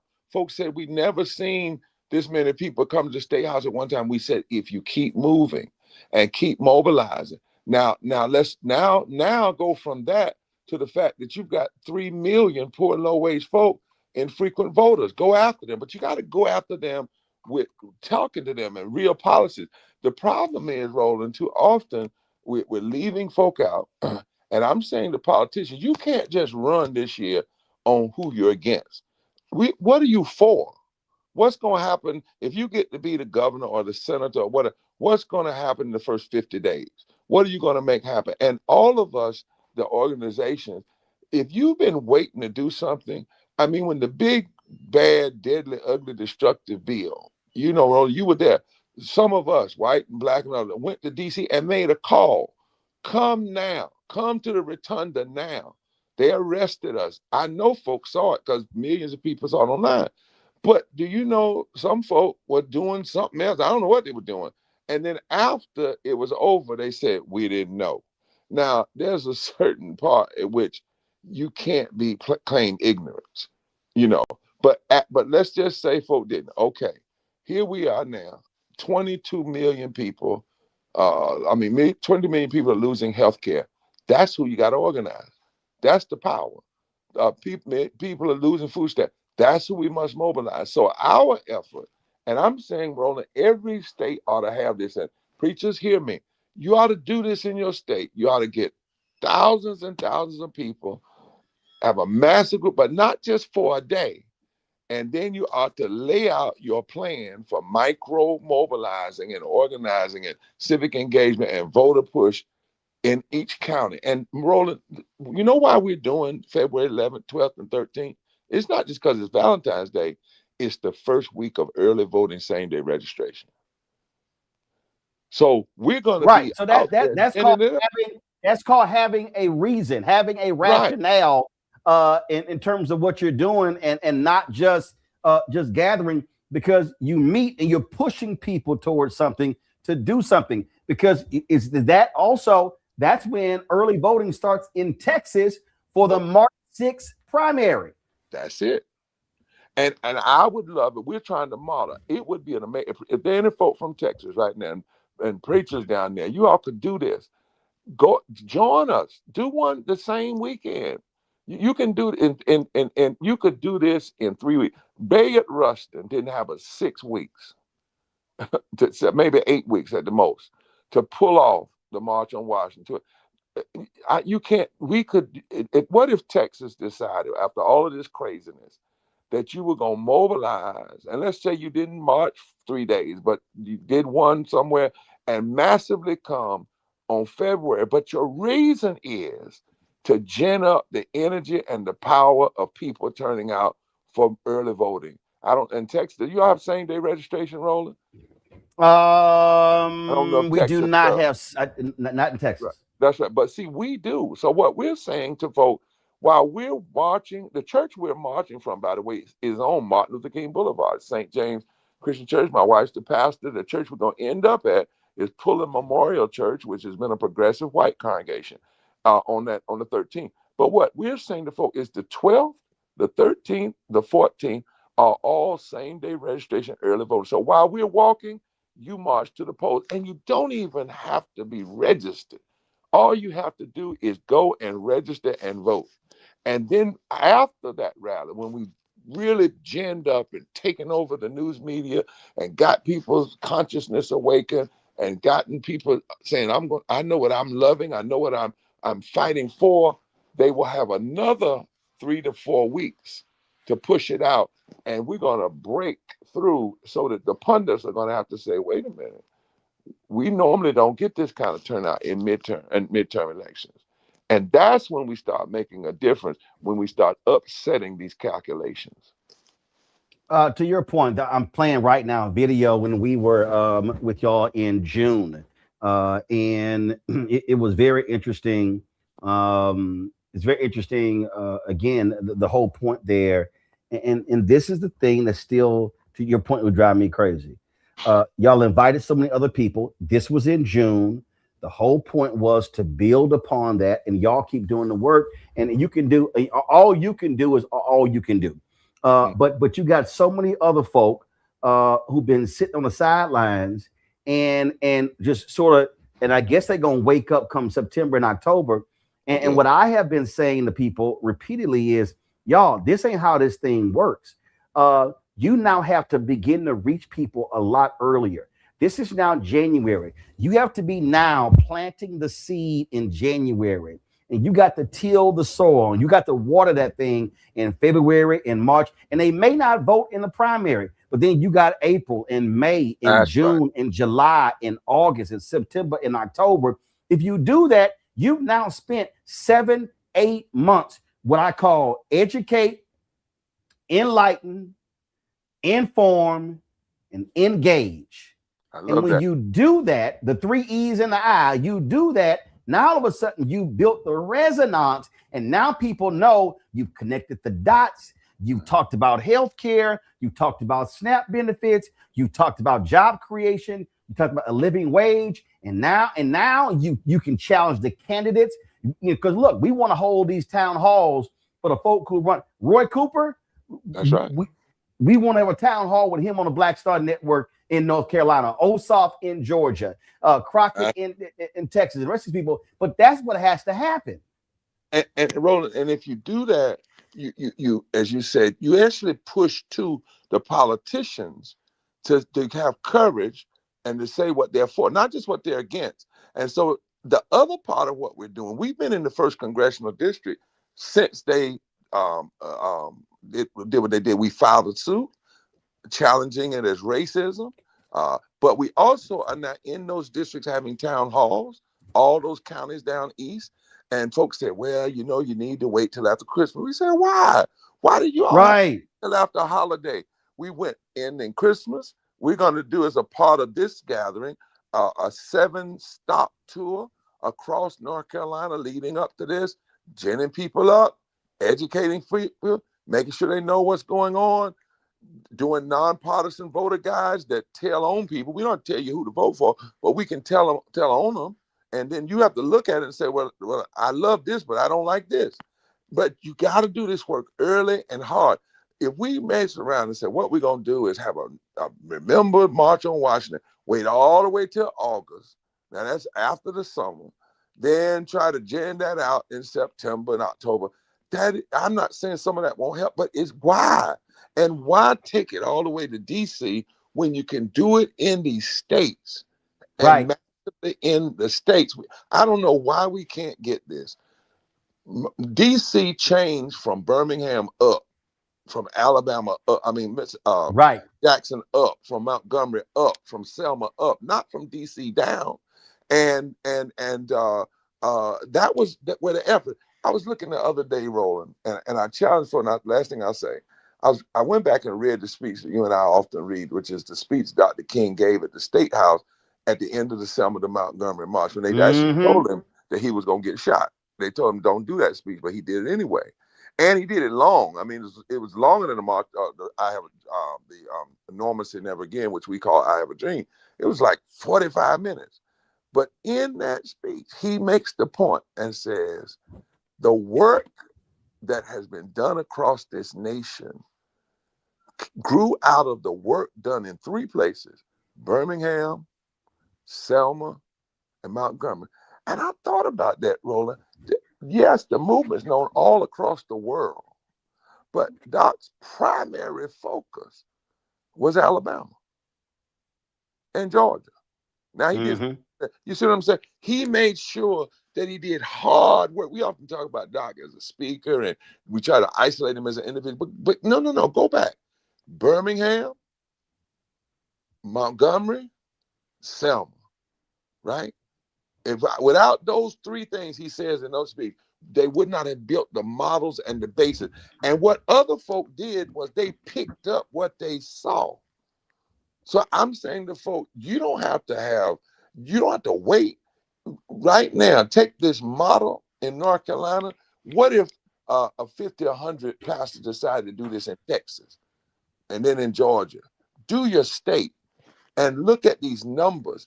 If you gin up 10% of just black folk who didn't engage in the last election, and then gin up 10% of poor and low wage people that didn't engage around an election, you can flip almost any state, even these southern states, in particular in the large elections. Questions for my panel. Michael, you first. All right, Reverend William Barber, I think this is fantastic. And my question to you is, for some of the people who are with you in this movement now, they say, yes, brother, we get it, we're with you, but they didn't vote in November 2024 election. What are some of the driving issues that cause them to realize, okay, we have to be engaged now? What are some of the driving issues or the reasons that cause them to say, okay, we get it now? Well, let me say a couple of things. I'm glad you raised that question, because I just got out of a 3-hour session yesterday. You know, I'm like Roland, I'm a fact person, I'm a numbers person. So me too. We touched 11 million poor and low wage voters 3 times during the last election, a nonpartisan way, but in a very powerful way. We just had our statisticians and our meet with us, our team, to go over those numbers last week and then yesterday. And we found out that in the places where we were, and we know that they clicked on our text, or they played, because we sent people a video, a nonpartisan report card, and a text message, that there was no less than an 8% uptick among those folk who were infrequent voters. Now, part of the issue is, if we'd had more resources, we could have done it more, because the extremists are hitting their people 12 times. Right. See, there's been that we too often, and the voters we were going after, a lot of people, so-called progressive folk, they ignore them. That's one of the reasons people don't vote. We did a study and they said nobody talks to us. So you can reach them. Now, to your point though, we are in a moment now where people have been hit. Like, you remember that commercial when it says, "Thanks, I needed that." Remember you put on that? Great. Well, when these folk lost their health care and losing their SNAP, they're seeing more money put in ICE than put in public education. I mean, you start looking at this, there is a level of pain now that has people wide awake. Our job now is to connect that pain to their power and show them you don't have to be suffering like this. Doc, here's the statistic that is going to make somebody roll on your show cuss. and it's okay.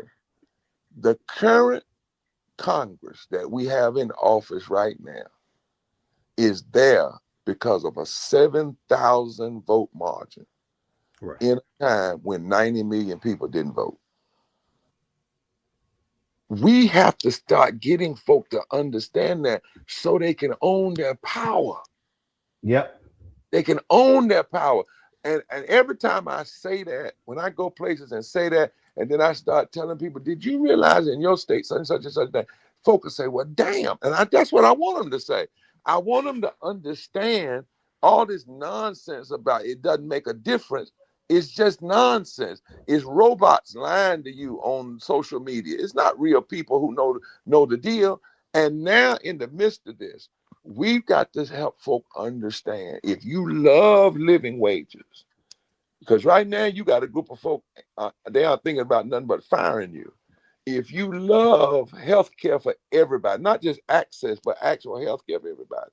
If you love a society where we don't have to keep suffering ICE raids and we can welcome immigrants. If you love expanded and protected voting rights, if you love a society where the military is checked and not unchecked, and our cities aren't militarized, then you've got to turn that love and that passion into power, and you have it, and it's real and it's possible. That's what I think, my brother, it can help folk who were sitting on the sidelines no longer sit there. And lastly, what's so powerful about this is you don't even have to get 100% of the folk that sat out. In most of these places, if you do the hard numbers, and that's why I'm hoping their preacher groups meeting, I hope they got some statisticians in these meetings and not just saying cute things about Trump. The power is sometimes in as little as an 8% or 10% turnout of the folk that didn't turn out. Absolutely. Matt. Reverend Dr. Barber, my question for you is kind of a cousin of Michael's, and it's how much do you think there's going to be an influx, particularly of white voters who sat on the sideline, maybe who were Trump adjacent or Trump, I don't know, favorable, who didn't participate, who may now be spurred into participation because of economic issues, law enforcement issues? What is your thought on that and how that might affect either the midterms or just the ability to galvanize people actually getting out? Well, remember Dr. King said the greatest fear of the greedy oligarchy in this country is for the masses of poor black people and poor low-wage white people and others to join together and form a voting bloc that can fundamentally shift the economic architecture. He knew that in '65, which is why Dr. King began to mobilize black and white and brown and native and others. The reality is, I'm gonna give you a stat that there's a study that came out that said 19 million Biden voters didn't vote. That voted for Biden didn't vote for Trump, didn't vote for Kamala, but voted for Trump. Didn't vote.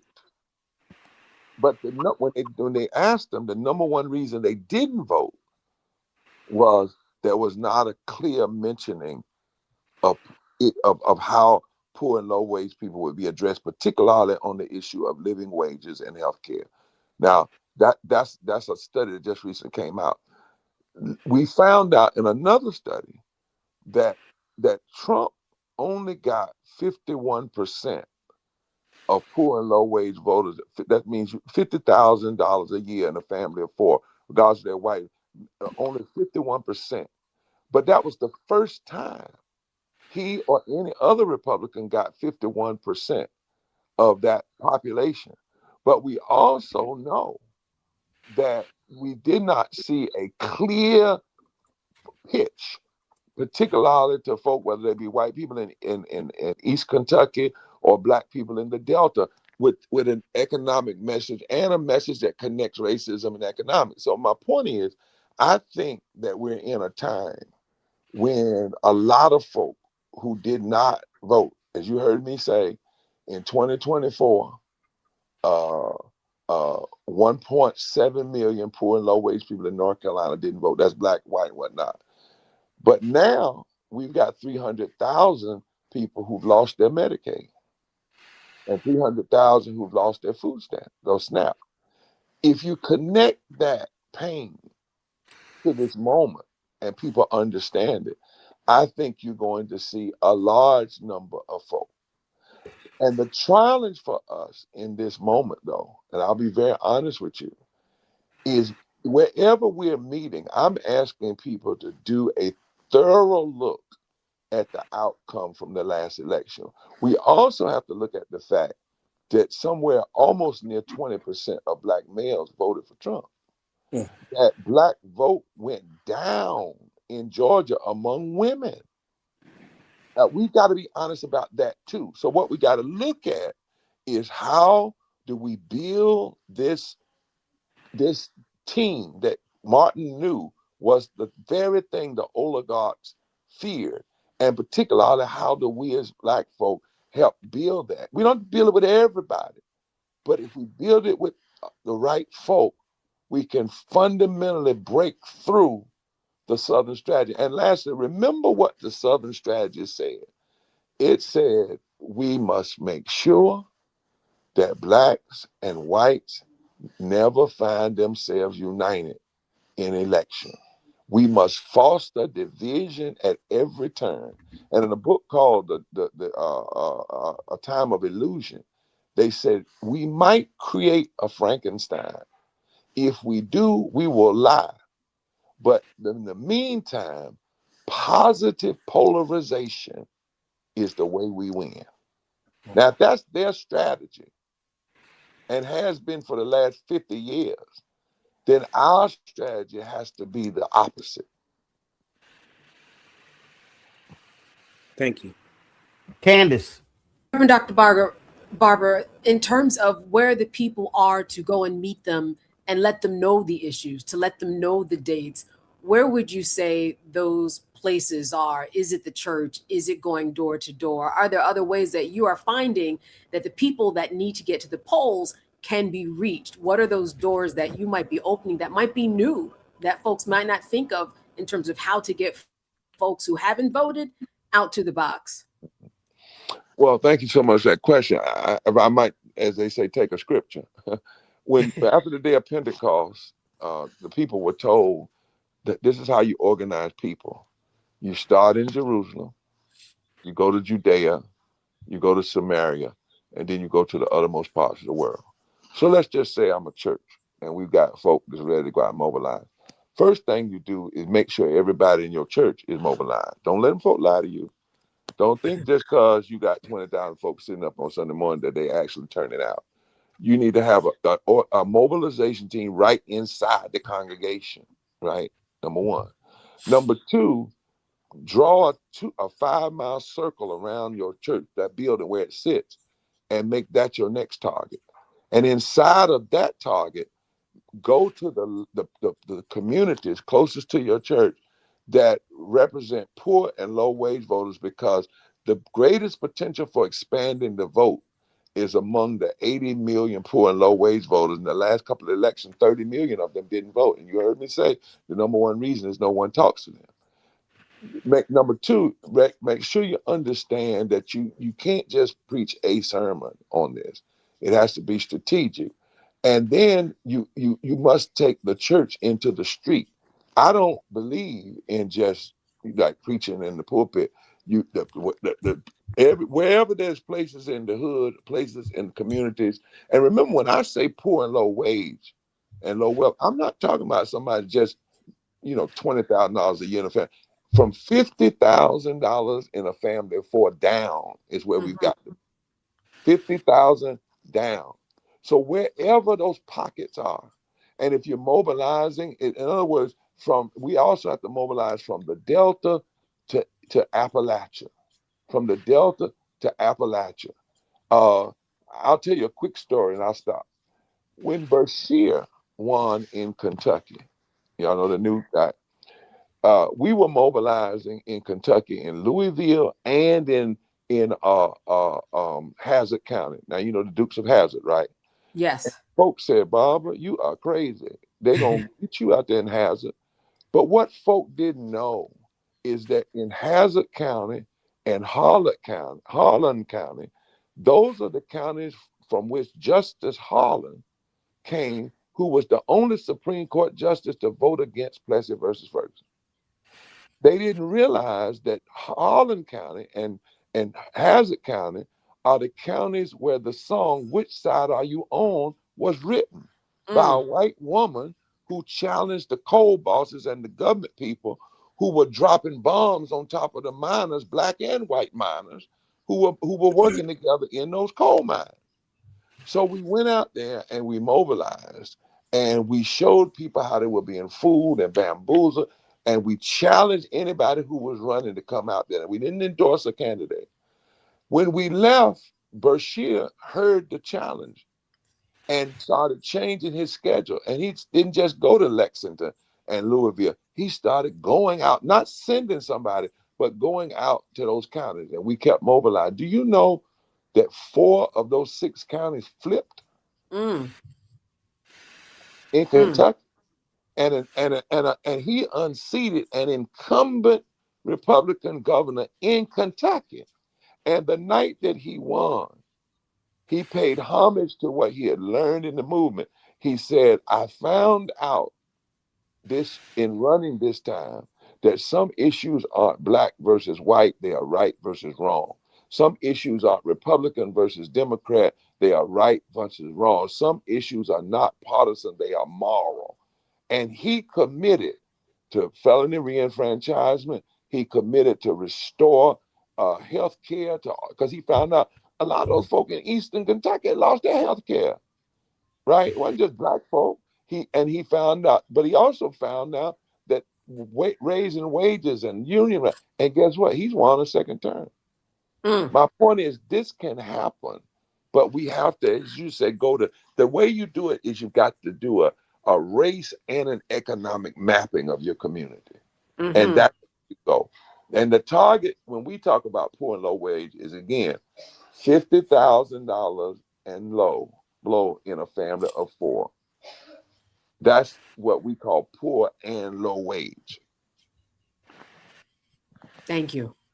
And you can't do that unless you actually take the time and understand the data. You got to pull the data to understand what's going on. You can't just have these verbal conversations, anecdotal and stuff along those lines. And you got to, we talked about micro.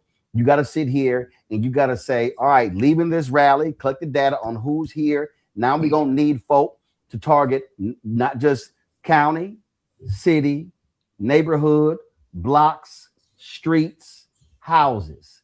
It can't just be preachers. It can't just be preachers standing in the pulpit saying, I need y'all to go out and vote. No, the preachers need to be saying there's a 0.05, a 0.10, a 0.25 mile radius around the church, and we gonna knock on doors in our radius. That's how this thing is gonna happen. Because to your point, Trump is there because of 7,000 votes. They can lose if you mobilize 7, 10, 20, 30, 40,000 people, and that's just done one by one. That's micro to macro. You can't do macro to micro. No. And I want y'all to hear what Ramona and I are saying. The current Congress that is turning loose this president, most of what he's done, he could not have done it without the Congress, right? He could not have passed a big, deadly, ugly, destructive bill. He would not be able to do the tariffs. He would not have been able to have unchecked militarism. Mike Johnson is the speaker because of 7,000 votes in a time when 90 million people didn't vote. And what we should have is our best people. Cornell is one of them. I talk to Cornell all the time. Cecilia Lake is another who focus on these. And you can get it, as Rose said, all the way down to the block. And you target infrequent vote. In other words, these are people who vote, but for some reason they're infrequent. And if you target poor and low wage infrequent voters, up until last year, the majority of poor and low wage folk, when they voted, tend to vote progressive. Now, when you start getting over that 50,000 and you talk about those are the quote unquote whites, if you will, that tend to vote so extreme. Is those a little bit, but the reality is, and we blame poor folk for a lot of stuff. The reality is most poor folk have stayed home, right? They don't vote because they say nobody talks to us, nobody comes to see us, nobody targets their ads to us. Think about it. When's the last time you've heard a presidential debate where the issue of poverty even got 5 minutes of discussion? Think about it, except on Roland show, right? So the point is, the data tells us that those folk there's 83 million of them. 57 million voted in the last election. Some 30 million didn't. When we did our targeting, we said to our data folk, we want to reach 15 million, half of the infrequent, poor, and low-wage voters. And I'm going to tell you, Roland, that what we found out yesterday, and the guy who talked to us and helped us go through the numbers, he said, Barber, the only reason that you all didn't have a more impact was resources, because you couldn't touch them as much. And he said, and the guy said, it's a shame that folks spent billions of dollars on these consultants and everybody else, and nobody, when they heard what the program you're doing, and this is nonpartisan, didn't at least say, we'll put enough money here so you can reach these folk 10 times. He said that the methodology is right. It's the funding, and we got to understand everybody's not interested in all the people participating because it would shift the power. But if we say to folks, all I talk, 7,000 votes in the Congress, and who people voted for made the difference between whether or not you have who you have leading the Congress. That's that it. ought to be both frightening, but it also ought to be encouraging, because it tells us that winning now is whether or not we're going to intensify and embolden our voting power agitation. That's it. Folks, February 11th through the 14th, taking place in North Carolina, blackstarnetwork.com. Put the graphic up, please. Blackstarnetwork.com will be on the ground in support of this with Bishop William Barber, repairs of the Breach Poor People's Campaign. And so again, if y'all can pull the graphic up, that'd be great. Again, this is taking place on February 11th through the 14th. We'll be running that promo video. We're going to have more details about this but again, folks, what Bishop said, this is not just about North Carolina. You should be mobilizing, organizing in your state as well. Bishop, always a pleasure. Appreciate it. Take care. God bless. Forward together. Thanks a bunch. Going to a quick break. We come back. Headlines, Black Star Network headlines with Brittany Noble.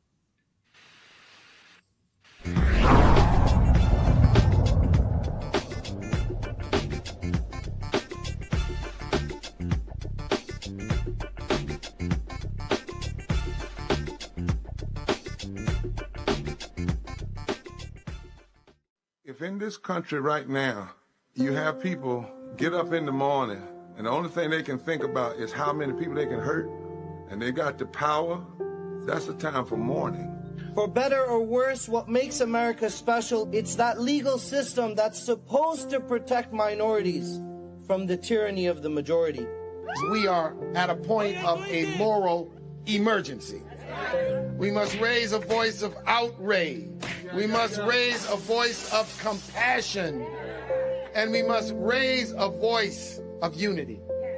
We are not in a crisis of party versus party. We are in a crisis of civilization, a human rights crisis, and a crisis of democracy itself. And guess what? You've been chosen to make sure that those that would destroy, those that would hate, don't have the final say, and they don't ultimately win. Hey y'all, welcome to The Other Side of Change, only on the Black Star Network and hosted by myself, Bria Baker, and my good sis, Jamira Burley. We are just two millennial women tackling everything at the intersection of politics, gender, and pop culture. And we don't just settle for commentary. This is about solution-driven dialogue to get us to the world as it could be and not just as it is. Watch us on the Black Star Network, so tune in to The Other Side of Change.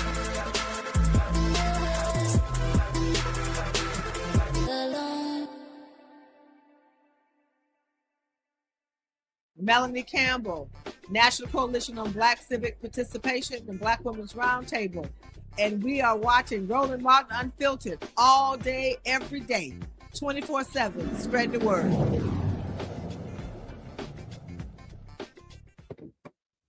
Folks, time for Black Star Network headlines with Brittany Noble.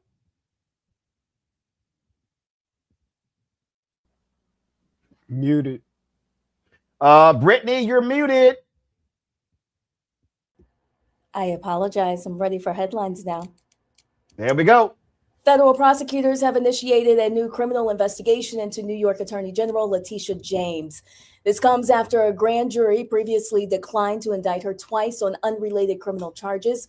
The new probe represents the latest effort by the Department of Justice to target one of President Trump's political adversaries.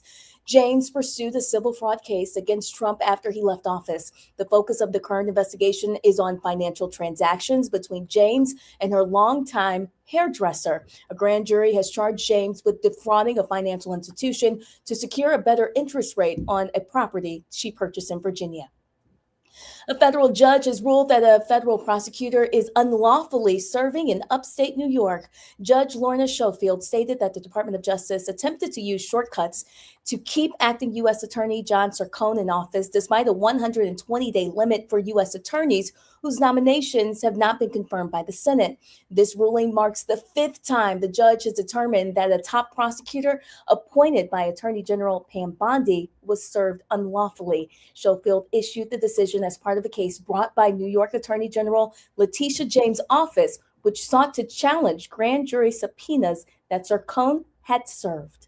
Well, the Department of Justice's civil rights chief is scrolling through social media for anti-DEI targets. Hermet Dillon is reportedly using personal social media activity to identify people or entities who express anti-DEI views, potentially as a basis for investigation or legal action. Career attorneys in the DOJ Civil Rights Division typically rely on formal complaints and meticulous evidence vetting to pursue cases. Using social media as a primary source for identifying targets hinges on the First Amendment's protection of free speech and is seen as an unconventional, potentially biased method. Well, a federal judge has dismissed the police reform agreement in Louisville that was related to Breonna Taylor's case. The proposed agreement for police reform, which aimed to establish federal oversight, is coming to an end after several years of effort. This proposal was initiated following the 2020 killing of Breonna Taylor, who was shot by police while she was sleeping in her bed. The judge ruled that the court-enforced settlement could not proceed after the Department of Justice withdrew its support earlier this year. The judge stated that the responsibility for ensuring that the Louisville police comply with the federal law should rest with the city's elected representatives. And Indiana University has canceled the 57th annual Martin Luther King Jr. dinner in Indianapolis, citing budget constraints. The Black Student Union has received formal notification that the event will not take place at the end of the fall semester due to insufficient funding. This decision has frustrated the Black Student Union, which believes it reflects deeper issues and a lack of representation of Black voices in the university's decision-making process. They also suggest that the current political climate may be influencing this decision, claiming that the university is using budgetary excuses to undermine Black traditions under vague justifications. And a North Carolina town is addressing a historic injustice by returning land to the Cherokee Indians. The town of Franklin voted unanimously to return the Naquazi Mound to the Eastern Band of Cherokee Indians. This decision is significant because the mound is the largest unexcavated mound in the Southeast and holds profound spiritual importance for the Cherokee people. The site has been previously owned for about 200 years and was part of a Cherokee mother town before the founding of the United States. The City Council's decision reflects the tribe's commitment to reclaiming ancestral territory and preserving cultural heritage. The next steps will involve the Tribal Council agreeing to take control of the land, initiating the legal process to transfer the title, and ensuring that the site is managed responsibly by the tribe. Roland? All right, Brittany, we appreciate it. All right, Michael, Candace, as well as Matt. My goodness, there were a couple of congressional hearings this week that were pretty wild.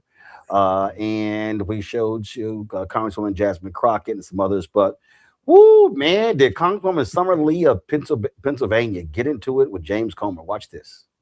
So many people on this committee have already articulated, nobody here believes that rooting out fraud and waste and abuse is not a top priority of this committee, of our caucus, of their conference. It is. If you're on this committee, it is the top charge that we all undertake incredibly seriously. But I think, like so many things with the modern Republican Party, it's like you're skulking right around the edge of things, but too often, your bigotry, the Republican Party's own bigotry, is imprisoning them and keeping them from ever actually doing something that helps, not harms, the American people. And this is another one of those instances, right? When it's a person of color, if it's 2 or 3, it's a pattern, and the entire community must be indicted. But if it's 100 Republicans, it's just not bad. Neither here nor there, because it's important. That's why we have routinely held hearings where we actually go over with the Government Accountability Office their high-risk list. We take it seriously. But the tone of this hearing seems to be a hypocritical witch hunt. It's hard to take it as anything but that, rather than an actual oversight effort. Our federal government currently has the tools to catch and prevent waste, fraud, and abuse. It's how the alleged fraud in Minnesota was caught by the Biden administration in the first place. Mr. Blue, as a former federal prosecutor, you're familiar with some of the tools that we have, correct? Yes. Just briefly, could you please verify the following tools for me? Yes or no? Does the Government Accountability Office work to reduce waste, fraud, and abuse? Yes.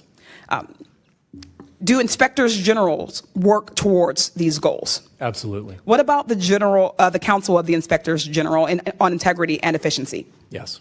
Are whistleblowers important to rooting out waste, fraud, and abuse? Absolutely. Has the Trump administration helped or hurt these tools? Certainly hurt it by disbanding the Council for Inspectors General and then ultimately firing 19 IGs. Thank you. That's right. Again and again, Trump has attacked the oversight mechanisms within the federal government. He illegally fired 17 inspectors general and other key personnel. He goes after whistleblowers and he tries to roll back their protections. He routinely ignores the rampant corruption within his own administration.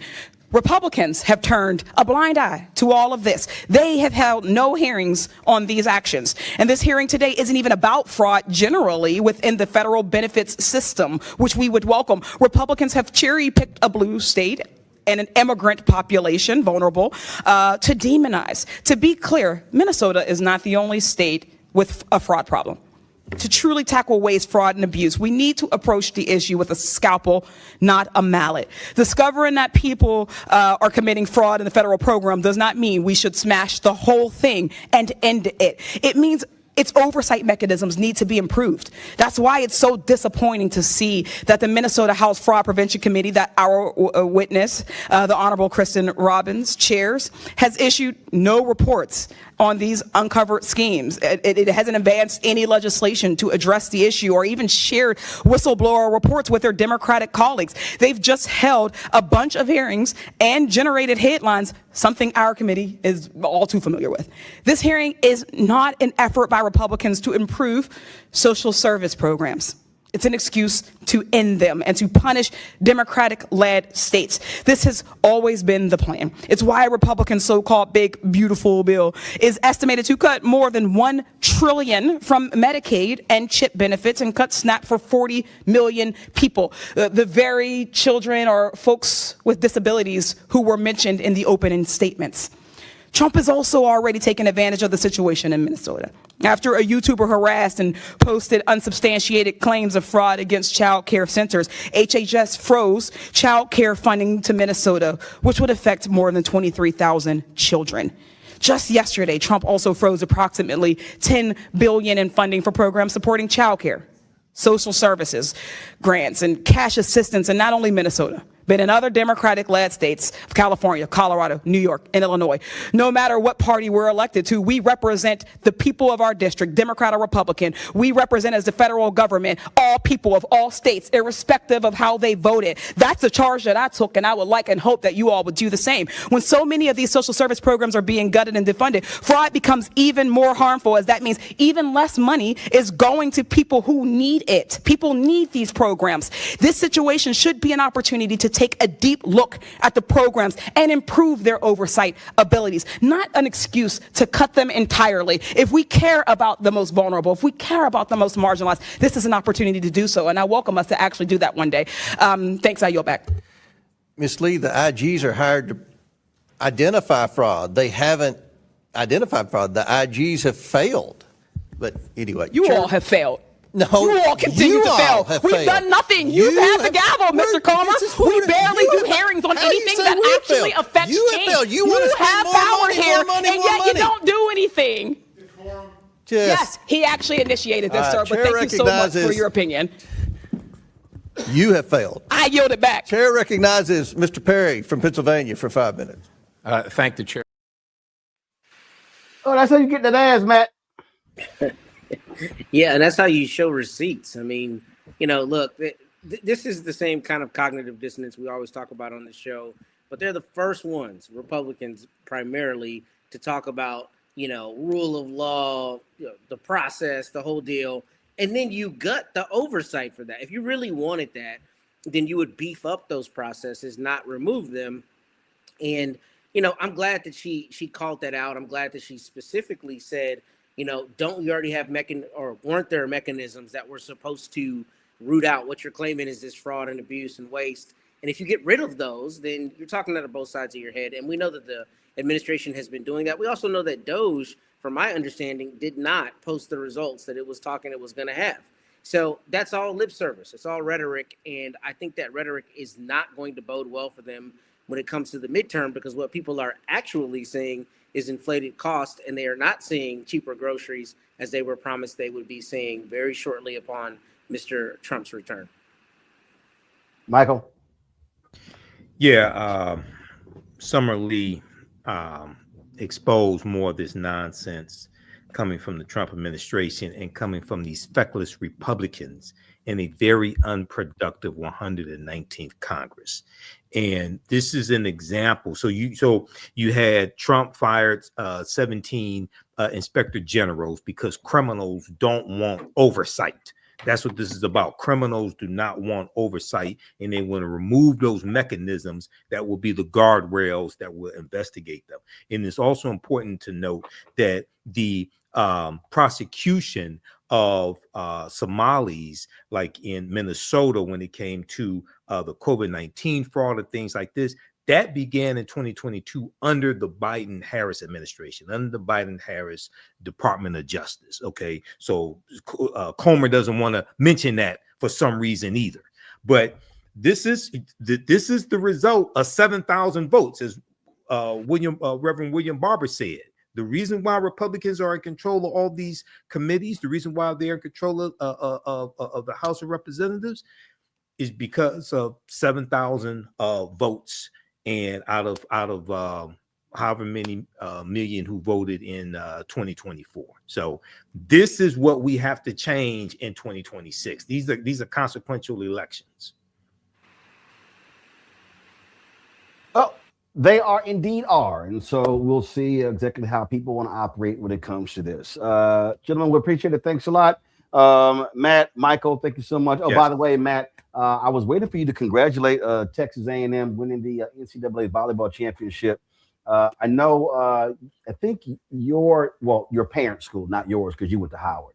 I think they lost in the semis at home. And so I didn't get to play us, but those things happen. So I just want to give you that shout out. Congrats on at least making it to the semifinals. Semifinals. No, I'm sorry. I'm sorry. You didn't make. Hold on, wait. I'm sorry. Hold on. I just messed up. Hold on. Let me factually correct myself. Y'all didn't make it to semifinals. You lost in the. You lost in the eight.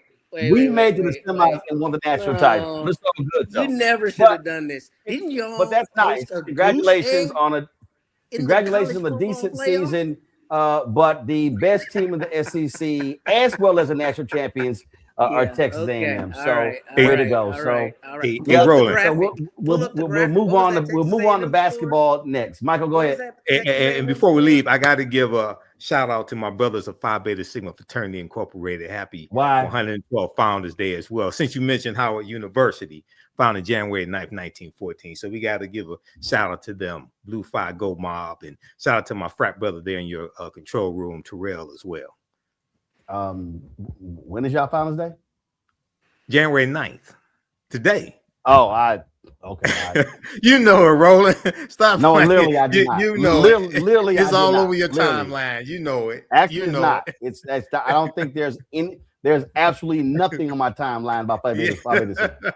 You know it's Like- all over your Like timeline. nothing. I have not seen jack on my timeline about Phi Beta Sigma. I mean, well, like, I know you're like, older than me. I think it's time like- for you to go get like your eyes not- checked again. Like not now social media, and I'm on 12 social media. I ain't seen nothing on Instagram, fan base, TikTok, It's all Snapchat, over. Twitter, Facebook, YouTube, It's all over. Yeah. Spoutable, Spiel, LinkedIn. I'm I'm on Facebook and Instagram. so it's that's all over cute. the place. That's 1.1 million on Facebook. The That's African History cute. Network is all over. Okay. You know, you That's may want cool. to get your eyes checked again, Roland. That's cute on y'all nice little day. But yeah, that's cute. That's cute. So congratulations on your cute day. All right. That is Thanks. Happy that New is- Year. That is it for us. Y'all know the only thing that matters is December 4th, 1906. The rest of these people, whatever. All right, Matt, Michael, Candace, I thank y'all. Thank you so very much. All right, y'all, that's it for us. Hopefully I'll be back in studio. We're doing a lot of great things, a lot of rewiring, change audio, video stuff, a lot of new things we're adding. And we're upgrading in a huge way. Those things are happening as we speak. And so we look forward to being back in studio and showing you all the new things that we're doing. But if y'all want to support the work that we do, please do so. Listen, your contribution make it all possible for us to do the work that we do. And we stand with that. And so if you want to support us via Cash App, it's a Stripe QR code. You see it right here. The goal is to get 20,000 people on average contributing $50 each a year to support the work that we do. So that's for Cash App, also for credit cards. PayPal's R Martin Unfiltered, Venmo's RM Unfiltered, Zelle, Roland at RolandSMartin.com, Roland at RolandMartinUnfiltered.com. Make checks payable to Roland Martin Unfiltered, P.O. Box 57196, Washington, D.C. 20037-0196. You want to get download the Black Star Network app, Apple phone, Android phone, Apple TV, Android TV, Amazon Fire TV, Roku, and Samsung Smart TV. Also, if you want to get our Roland Martin Unfiltered Black Star Network swag, all you got to go to shopblackstarnetwork.com. Shopblackstarnetwork.com to get our swag. Again, t-shirts, hoodies, all that good stuff. Y'all, we're showing the wrong graphic. We should be showing the graphic with the swag. And so again, go to shopblackstarnetwork.com to support our Black-owned businesses.